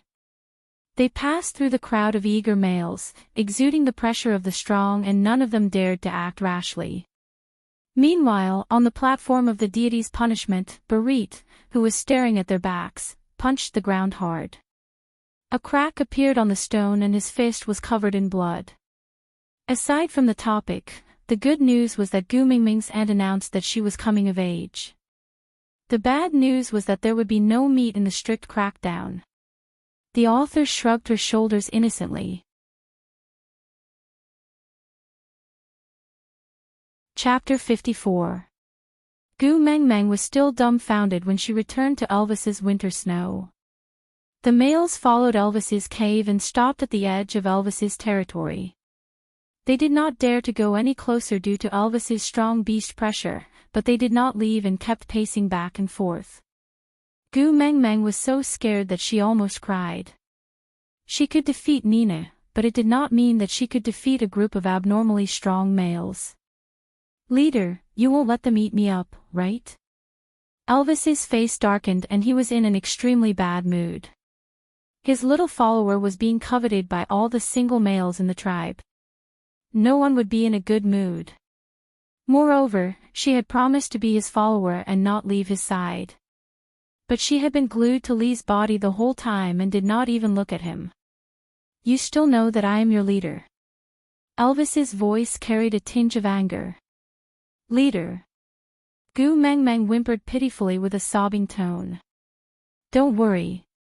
It's not their turn yet. Gu Mingming's eyebrows twitched. Leader, still decided to eat her up. Just as Gu Meng Meng was at a loss, Leah had already taken out a piece of soft and white beast skin from the depths of Elvis's cave with ease. He folded it in half and placed some herbs that Gu Meng Meng could not name in the middle. The reason why she could confirm that it was herbs was mainly because the smell of Chinese medicine was too strong. It was strangely similar to the smell coming from the Moxibustion hall below Gu Mingming's house. Then, Leah sewed the beast skin to a suitable size and it was smooth and comfortable. Without saying anything, he lifted Gu Mingming's skirt. Gu Meng Meng was so shocked that her body trembled. She grabbed onto the hem of her skirt and stared at Leah in disbelief. She wanted to scold him as a rascal, but looking at his face that was glowing with holy light and his calm expression, Gu Mengmeng could not bring herself to scold him. "You will feel more comfortable if you put this on." Li's tone was calm, which made Gu Mengmeng, who was on guard, feel like she was gauging a gentleman with her own mean measure. But, no matter how much of a gentleman he was, he could not lift someone's skirt. Gu Mengmeng coughed awkwardly and snatched the barbaric version of an ante from Li's hands. She nodded and stepped back, saying, "I'll do it myself, I'll do it myself." Li's slender fingers threaded through Gu Mengmeng's silky hair and supported the back of her head firmly, while his other hand wrapped around Gu Mengmeng's waist. His actions were intimate and natural, as if they were supposed to be hugging each other like this. He naturally held Gu Mengmeng in his arms. Leaning against Gu Mengmeng's ear, Li's voice was filled with temptation. "You have to try and get used to relying on us, or else, we will be hurt." "Ha!" Gu Mengmeng was dumbfounded, completely unable to understand what Leah meant. Dependent. But he didn't have to rely on her to the point of changing sanitary pads for her, right? Shame, just thinking about it makes me feel so ashamed.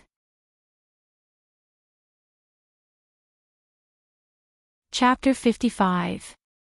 Belong to me. Gu Mengmeng's eyes were glazed over, losing some of their clarity. They looked like they were in a state of chaos and confusion. The corners of her lips curled up slightly, but that smile was not her usual unbridled and pretentious smile, but a little infatuated. "Yes, belong to you." Li's voice was still calm, the corners of his lips curled up slightly, carrying the confidence of controlling everything. He was like a deity, looking down on all living things. Elvis secretly released his beast pressure, interrupting the intimate interaction between Leah and Gu Mengmeng.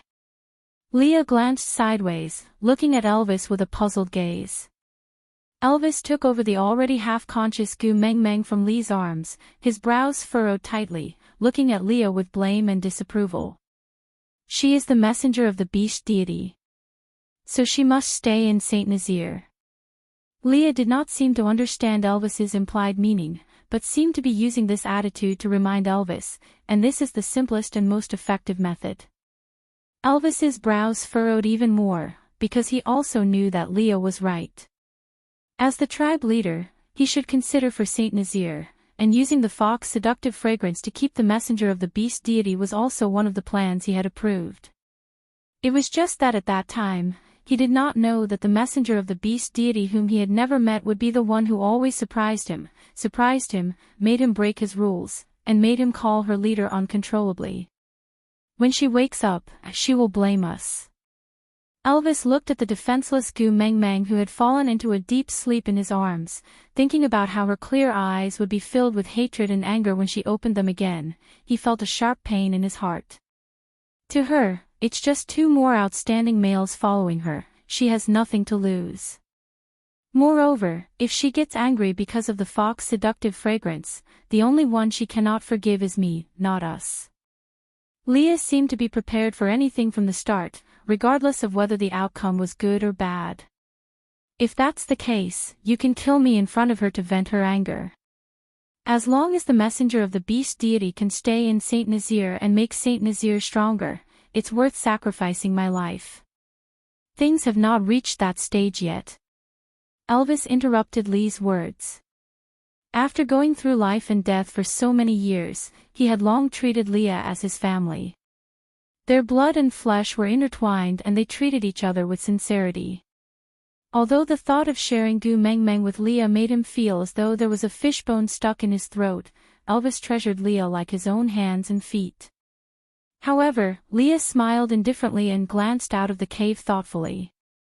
"If she could mature a few years later, or even a few months later, I would not have to use the fox seductive fragrance to mate with her. But now, no matter how different you and I are in her heart, the difference between us and other males is not big. You know, if you want her to really stay, her first child has to be between you and me. Only then could Saint Nazir keep her. Otherwise, she can leave with her males anytime, and we can only choose to abandon Saint Nazir or become stray beasts. Elvis clenched his fists instinctively. There were some lines that could not be crossed. But if he had to sacrifice Gu Meng Meng for his ideals, his principles and his bottom line, he could not bring himself to do so. Perhaps Leah was right. Even if they took advantage of the time when Gu Meng Meng was bewitched by the fox's seductive fragrance to mate with her, Gu Meng Meng would not suffer any loss. Even if she did not like them because of the fox's seductive fragrance, she could easily find other partners and leave him and Leah alone. She could even break off their partnership in the blink of an eye.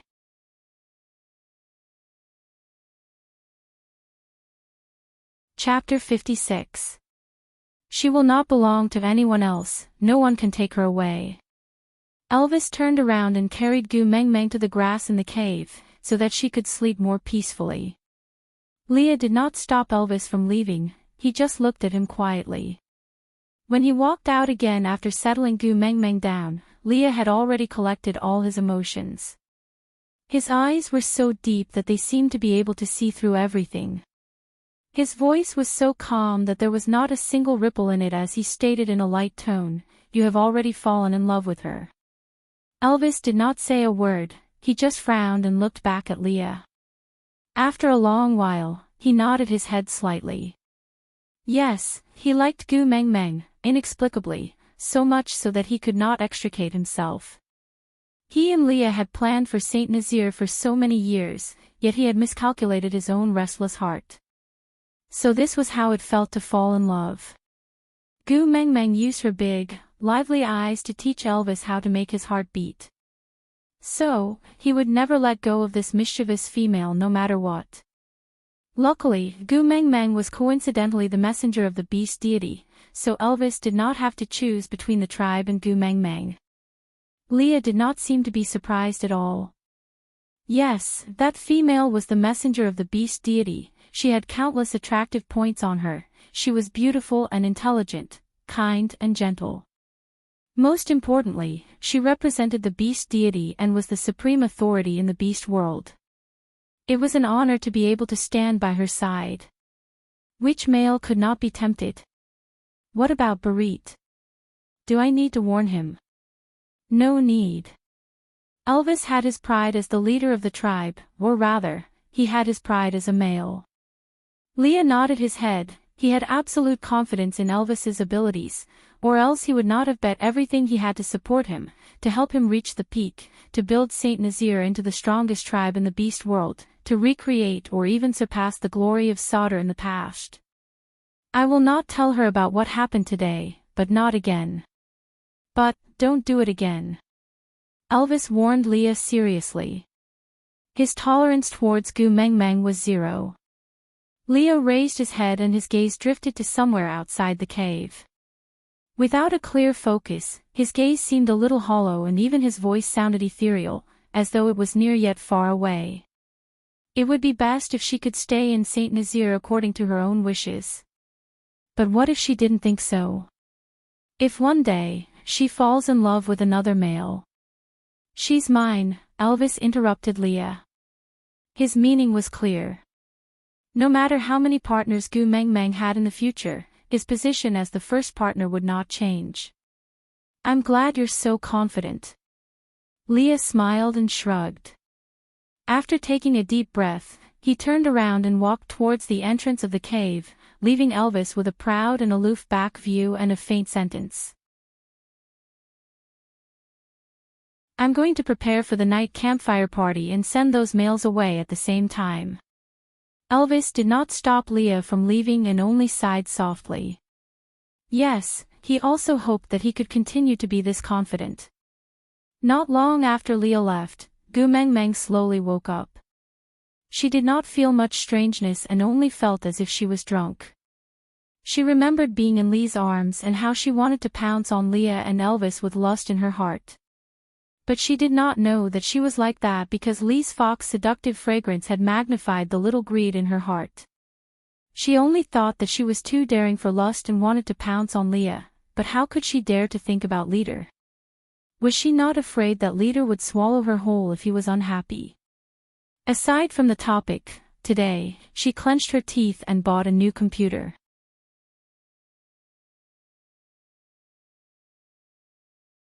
Chapter 57.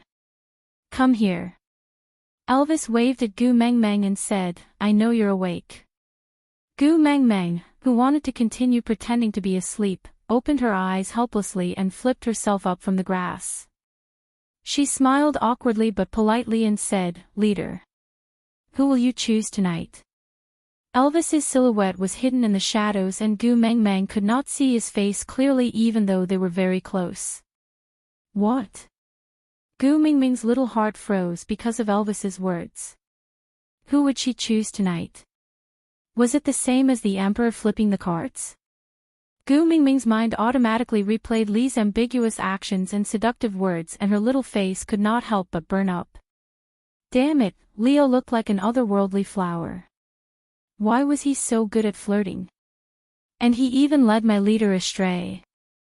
Give me back my cold and abstinent leader. Who is this introverted slut? I must have a fake leader. Gu Meng Meng was busy cursing in her heart and could not care about her facial expression. Hence, there was no longer any politeness on her little face and only awkwardness was left. Elvis reached out and pulled Gu Meng Meng into his arms. He rested his chin on the top of her head so that she would not see through his expectations. He knew that Gu Meng Meng was a little afraid of him but he did not know why. He hoped that Gu Meng Meng would look at him with an obviously infatuated gaze like how she looked at Leah. But other than the first time they met, she had never looked at him like that again. Who will you choose as your first partner at tonight's night campfire party? Elvis tried his best to sound calm, but he himself did not know how much trepidation he was feeling when he asked this question. He was anticipating her answer but was afraid of hearing someone other than his name. Sorry, Gu Meng Meng had to disappoint Elvis's expectations. Because at that moment, it was as if a nuclear bomb had been thrown into her brain. What first partner? Leader, have you forgotten that I'm still a young female? An underage one. Gu Meng Meng instinctively crossed her arms in front of her chest and looked at Elvis who was smiling bitterly with a guarded expression. She thought to herself, although this is the beast world, as a beast, there must be ethics and 3 principles, right? To lay hands on an underage female, that's enough to anger both man and God. Isn't that incomparably high and mighty beast deity if there's going to come out and do something about it? You're an adult today. Elvis rubbed his chin against the top of Gu Meng Meng's head, his eyes filled with a gentle smile. You're in heat today. What? Gu Meng Meng could not hold it in any longer and blurted out, I am a pure and innocent young lady, why would I be in a relationship? Elvis tilted his head and looked at the furious Gu Meng Meng with a doting smile. The scent emitted from Gu Meng Meng's body did not seem to be covered by the medicine Leah had prepared. Instead, it had a vague feeling of wanting to say something, making it even more irresistible. This sweet and fragrant scent was like a pair of invisible hands that tickled Elvis's sensitive nerves. There was a voice that kept whispering beside his ears. You're female, she has matured. Gu Meng Meng had goosebumps from Elvis's laughter. She cleared her throat and lowered her head timidly, saying, Leader, I am not scolding you. I just want to express my shock. I'm really a young female, it's impossible for me to be in heat. You have to believe me, really. Chapter 58. What has it got to do with me that they went berserk? Gu Meng Meng pouted unhappily. She was not going to be the scapegoat. They became like this because the smell of you in heat is too alluring. Elvis smiled helplessly. If he could, he really wanted to hide Gu Meng Meng away so that no one could covet her. But, she was the messenger of the beast deity. I already said that I'm a young female, I won't go into heat. Before Gu Meng Meng finished her sentence, she suddenly thought of something. Her face was burning hot as if it was on fire. She swallowed her saliva and asked, Leader, do you guys call menstruation as heat? Menstruation. Elvis clearly did not understand what Gu Mengmeng was talking about. It's when a woman, oh no, it's when a female is in a bad mood every month and is especially irritable for a few days. Gu Mengmeng tried to use common sense to communicate with Elvis, but Elvis revealed an even more confused face. Females only have a bad mood for a few days every month. Why did he feel that females seemed to be in a bad mood every day and were irritable every day? Just like how I am now. I'm not injured but I bleed. Gu Mengmeng felt that her bottom line had been pushed to the 18th level of hell these 2 days. Why the hell did she have to explain to Elvis what menstruation was here? Elvis nodded at Gu Mengmeng's eager anticipation and said, "Yes, your current situation is called heat." Gu Mengmeng covered her face with both hands. 10,000 divine beasts were galloping in her heart.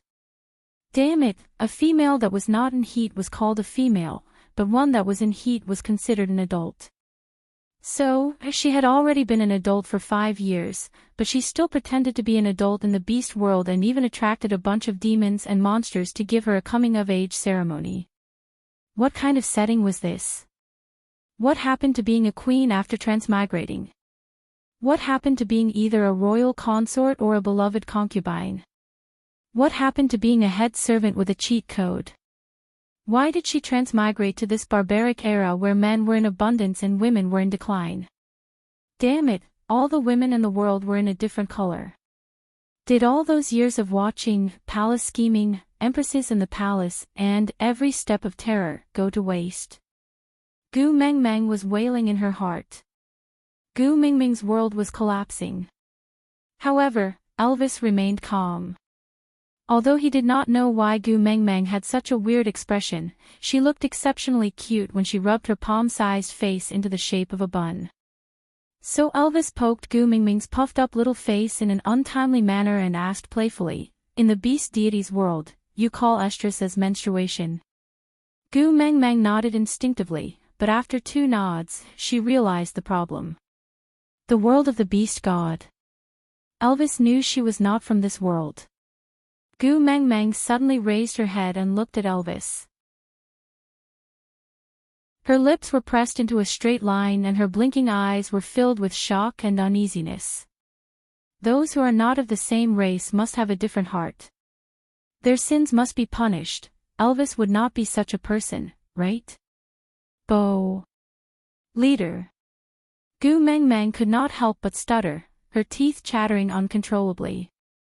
She swallowed a mouthful of saliva and touched her neck, which was emitting a cold breeze. The image of Elvis transforming into his beast form and piercing her artery with his sharp fangs appeared in her mind. Elvis's mood dropped. He did not understand why the little person who was fooling around in his arms just now would suddenly look at him with such a guarded gaze. He preferred her carefree and unbridled look. Gu Mengmeng being so careful was not like her. His Gu Mengmeng, when she was beating someone up, she should be beating Nina up on the platform of the deity's punishment. When she was happy, she should be eating roasted meat with Sandy. When she was in trouble, she should be looking at him with wide eyes and saying, "Leader, please protect me." But only, she should not be so cautious. Aside from the topic, my first promotion is still so far away. Do you guys know? I can already feel Gu Mengmeng's urge to strangle me.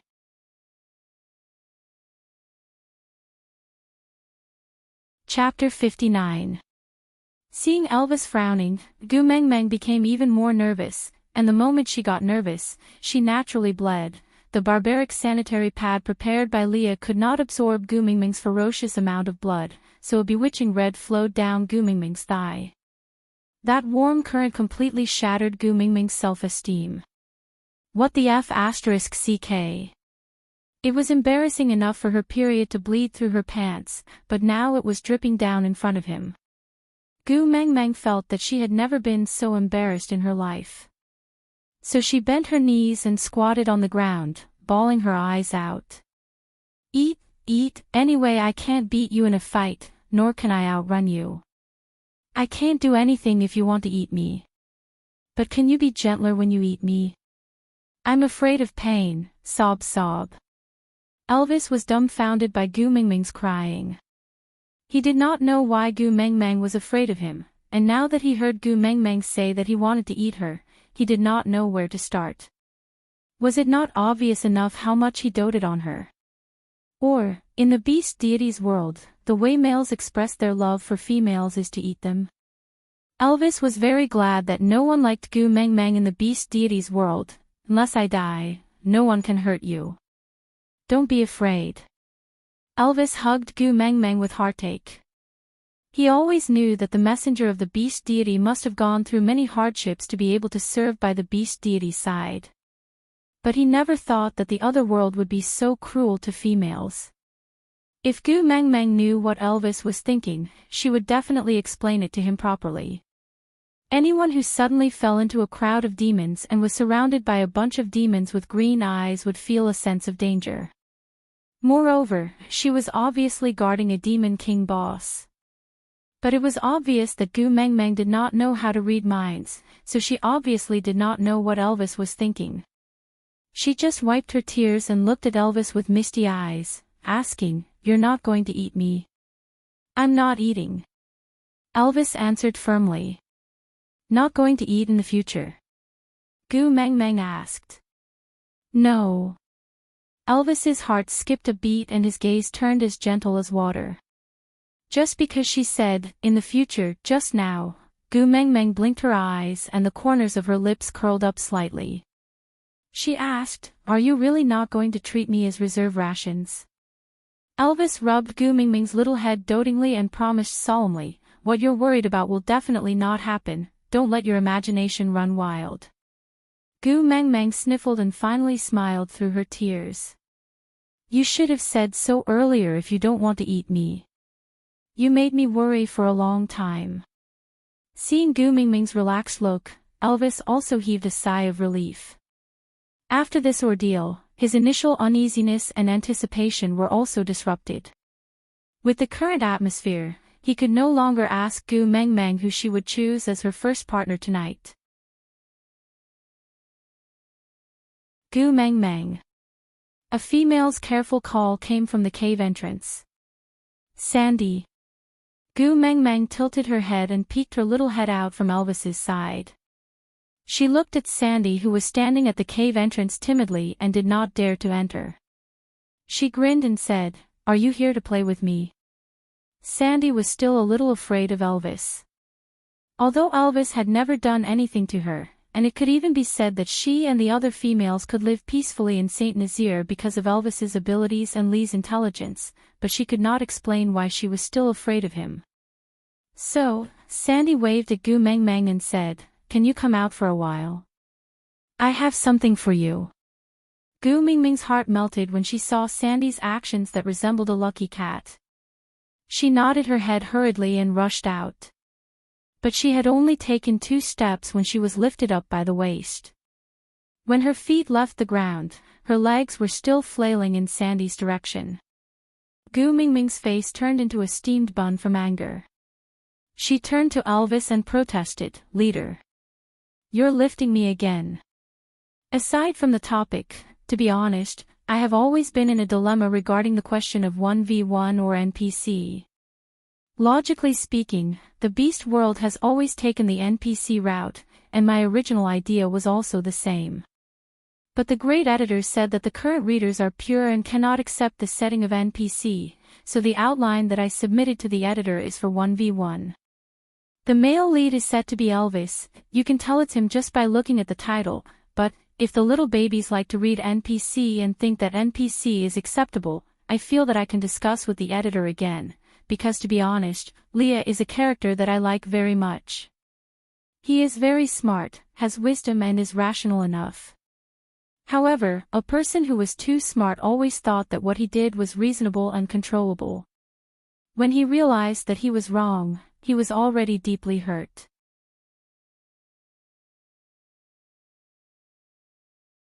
Chapter 60. I've said it before, I don't want to hurt them. Elvis's tone was fierce, as if he was answering Gu Mingming's complaints, but also persuading himself to resist the urge to go out and beat up those males who were drooling at Gu Mingming's entrance. Gu Mengmeng was instantly terrified. She waved at Sandy and said, "It's not convenient for me to go out, why don't you come in?" I don't dare to." Sandy lowered her head in embarrassment and peeked at Elvis from the corner of her eyes, looking extremely lovable. Leader. Gu Mengmeng was such a smart person, she had already realized that Sandy seemed to be especially afraid of Elvis at the platform of the deity's punishment, so she used her own weight to swing herself into Elvis's arms. She looked at Elvis in a flattering manner and said, "Leader, I'm feeling terrible now, can you let Sandy in to talk to me, please?" Elvis was very satisfied with Gu Mengmeng throwing herself into his arms, but he was a clean freak. Other than Leah, only Gu Mengmeng could enter his cave freely. Nina was taught a lesson by Elvis because she used her female identity to barge into Elvis's cave time and time again, angering him. So everyone in Saint Nazaire knew that Elvis did not allow others to enter his cave, and the males in the beast world had a strong sense of territory, so it was normal for Elvis to be a little clean freak. As Sandy was a female and good friends with Gu Mengmeng, Elvis could tolerate her entering his territory, but reaching the entrance of the cave was already the limit. Elvis was not willing to let her in. But if he did not let Sandy in, Gu Mengmeng would have to go out. Looking at the group of drooling males at the entrance, Elvis nodded with a black face, allowing Sandy to enter. "Thank you, leader." Gu Mengmeng cupped her fists and thanked him in a gangster-like manner, before jumping down from Elvis's body and pouncing on Sandy. Sandy had never been treated so passionately by a female before and was not used to it for a moment. She blushed shyly and allowed Gu Mengmeng to do whatever she wanted on her body. She rubbed left and right until she was satisfied. Then, like a girl confessing to her first love, she shyly took out a small parcel wrapped in leaves and passed it to Gu Mengmeng. She blushed and said, "This is for you. What is this?" Gu Mengmeng did not stand on ceremony and took it over while asking. It felt a little sticky to the touch and had a faint fragrance to the smell. Gu Mengmeng's eyebrows twitched and she was overjoyed. She put the sticky hand into her mouth. It was slightly sweet. "This is yellow sauce. Although it can't compare to the roasted rabbit meat you gave me, it's already the most precious food I have." Sandy carefully observed Gu Mengmeng's expression. She was so afraid that Gu Mengmeng would despise the yellow sauce she had sent over. Although it was rare, it was not something that Gu Mengmeng had never seen before. Moreover, she only had so little. "Sandy, thank you." Gu Mengmeng gave Sandy a bear hug. She rubbed her little face against Sandy's chubby little face in satisfaction to express the ecstasy in her heart. "You're really my lucky star. With this, we can improve our meals." Sandy also smiled. She was very happy that Gu Mengmeng did not despise her gift and treated her so sincerely and passionately. In her memory, other than the mother beast, no other female had ever treated her so well before. Just because, she was just a half-orc. Gu Mengmeng's smile was as warm as the sun. It made people squint their eyes unknowingly and smile along with her. Aside from the topic, Leah and Gu Mengmeng really lived up to that saying, "A person who knows how to love taught a person who doesn't know how to love how to love." But when the person who doesn't know how to love learns how to love, the person who knows how to love doesn't dare to love anymore. This is not the ending I want to see. Lee's past is already hurtful enough. He deserves a warm family and lover. This is the character setting that I made up for him. This is the compensation that I originally wanted to give him. But if the ending can only be a 1v1, then Leah is destined not to have a good ending. But no matter what, it still depends on everyone's opinion. If Leah can gain the favor of most of the partners, I can bring the public opinion to negotiate with the great editor to see if it can be written as a 1v2 or 1vn. Oh, right, I created a poll in the novel. Partners can choose the option that you support.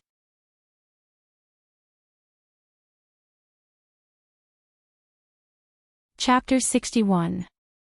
It's great to be able to help. Sandy's voice was so sweet, like a gentle breeze blowing through flower petals. Other than gentleness, there was also a hint of fragrance. You didn't just help me. You saved my life. Gu Mengmeng hugged the yellow gravy with both her hands exaggeratedly and sniffed it with all her might. With this honey, the next time we roast meat, it won't be so bland and tasteless. Sigh, although I still want oil, cumin, chili sauce, but it's good enough that we have honey now. We can slowly search for the other things, we will definitely find them one day. Honey? Sandy tilted her head. She liked Gu Mengmeng very much, but sometimes she could not understand what she was saying.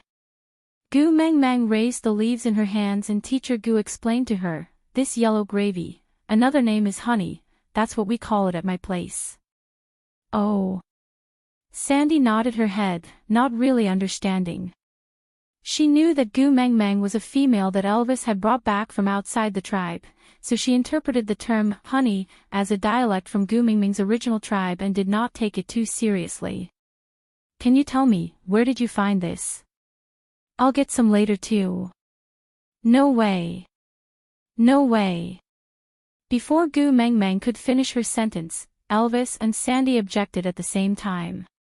Their attitudes were surprisingly united and firm, as if there was no room for negotiation. Gu Mengmeng was taken aback by their sudden tacit agreement. Their roars from both sides almost made her drop the honey in her hands. Why not? Gu Mengmeng was confused.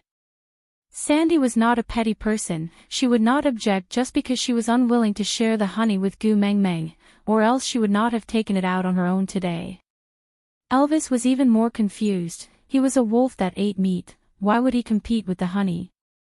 Sandy held on to Gu Mengmeng's shoulders with both her hands and said anxiously, if you want to eat it, ask your partners to help you gather it. I can let Bode lead the way and tell them where the nest of the yellow needle insects is. But you must not go find it yourself, understand? Why? Gu Mengmeng was still confused. Just listen to me. Don't go by yourself, okay? Sandy was extremely anxious, Gu Mengmeng was the only female that treated her well, she did not want her to risk her life just for some food. Thinking that she might die near the nest of the yellow needle insects, Sandy's nose turned sour and tears started to fall down her cheeks. Sigh. Sigh, sigh. Sandy, don't cry, don't cry. Gu Mengmeng was also a gentle girl, but she could not bear to see tears, especially the tears of her good sisters. It was Gu Mengmeng's weakness. Gu Mengmeng stuffed the honey into Elvis's hands and carefully wiped Sandy's tear-stained face with her slender and fair hands. She said in a gentle tone, like a kindergarten teacher coaxing a child who refused to let go of his mother's thigh, "Good Sandy, stop crying. Look at you, your face is all tear-stained. It's just a little bit of honey. I won't go if you don't let me. At most, I won't eat it. Don't cry, okay? Really?" Sandy's shoulders trembled as he asked, "You're tuning into the Journey of the Soul YouTube channel. Don't forget to subscribe and join us on this journey to catch the most captivating stories.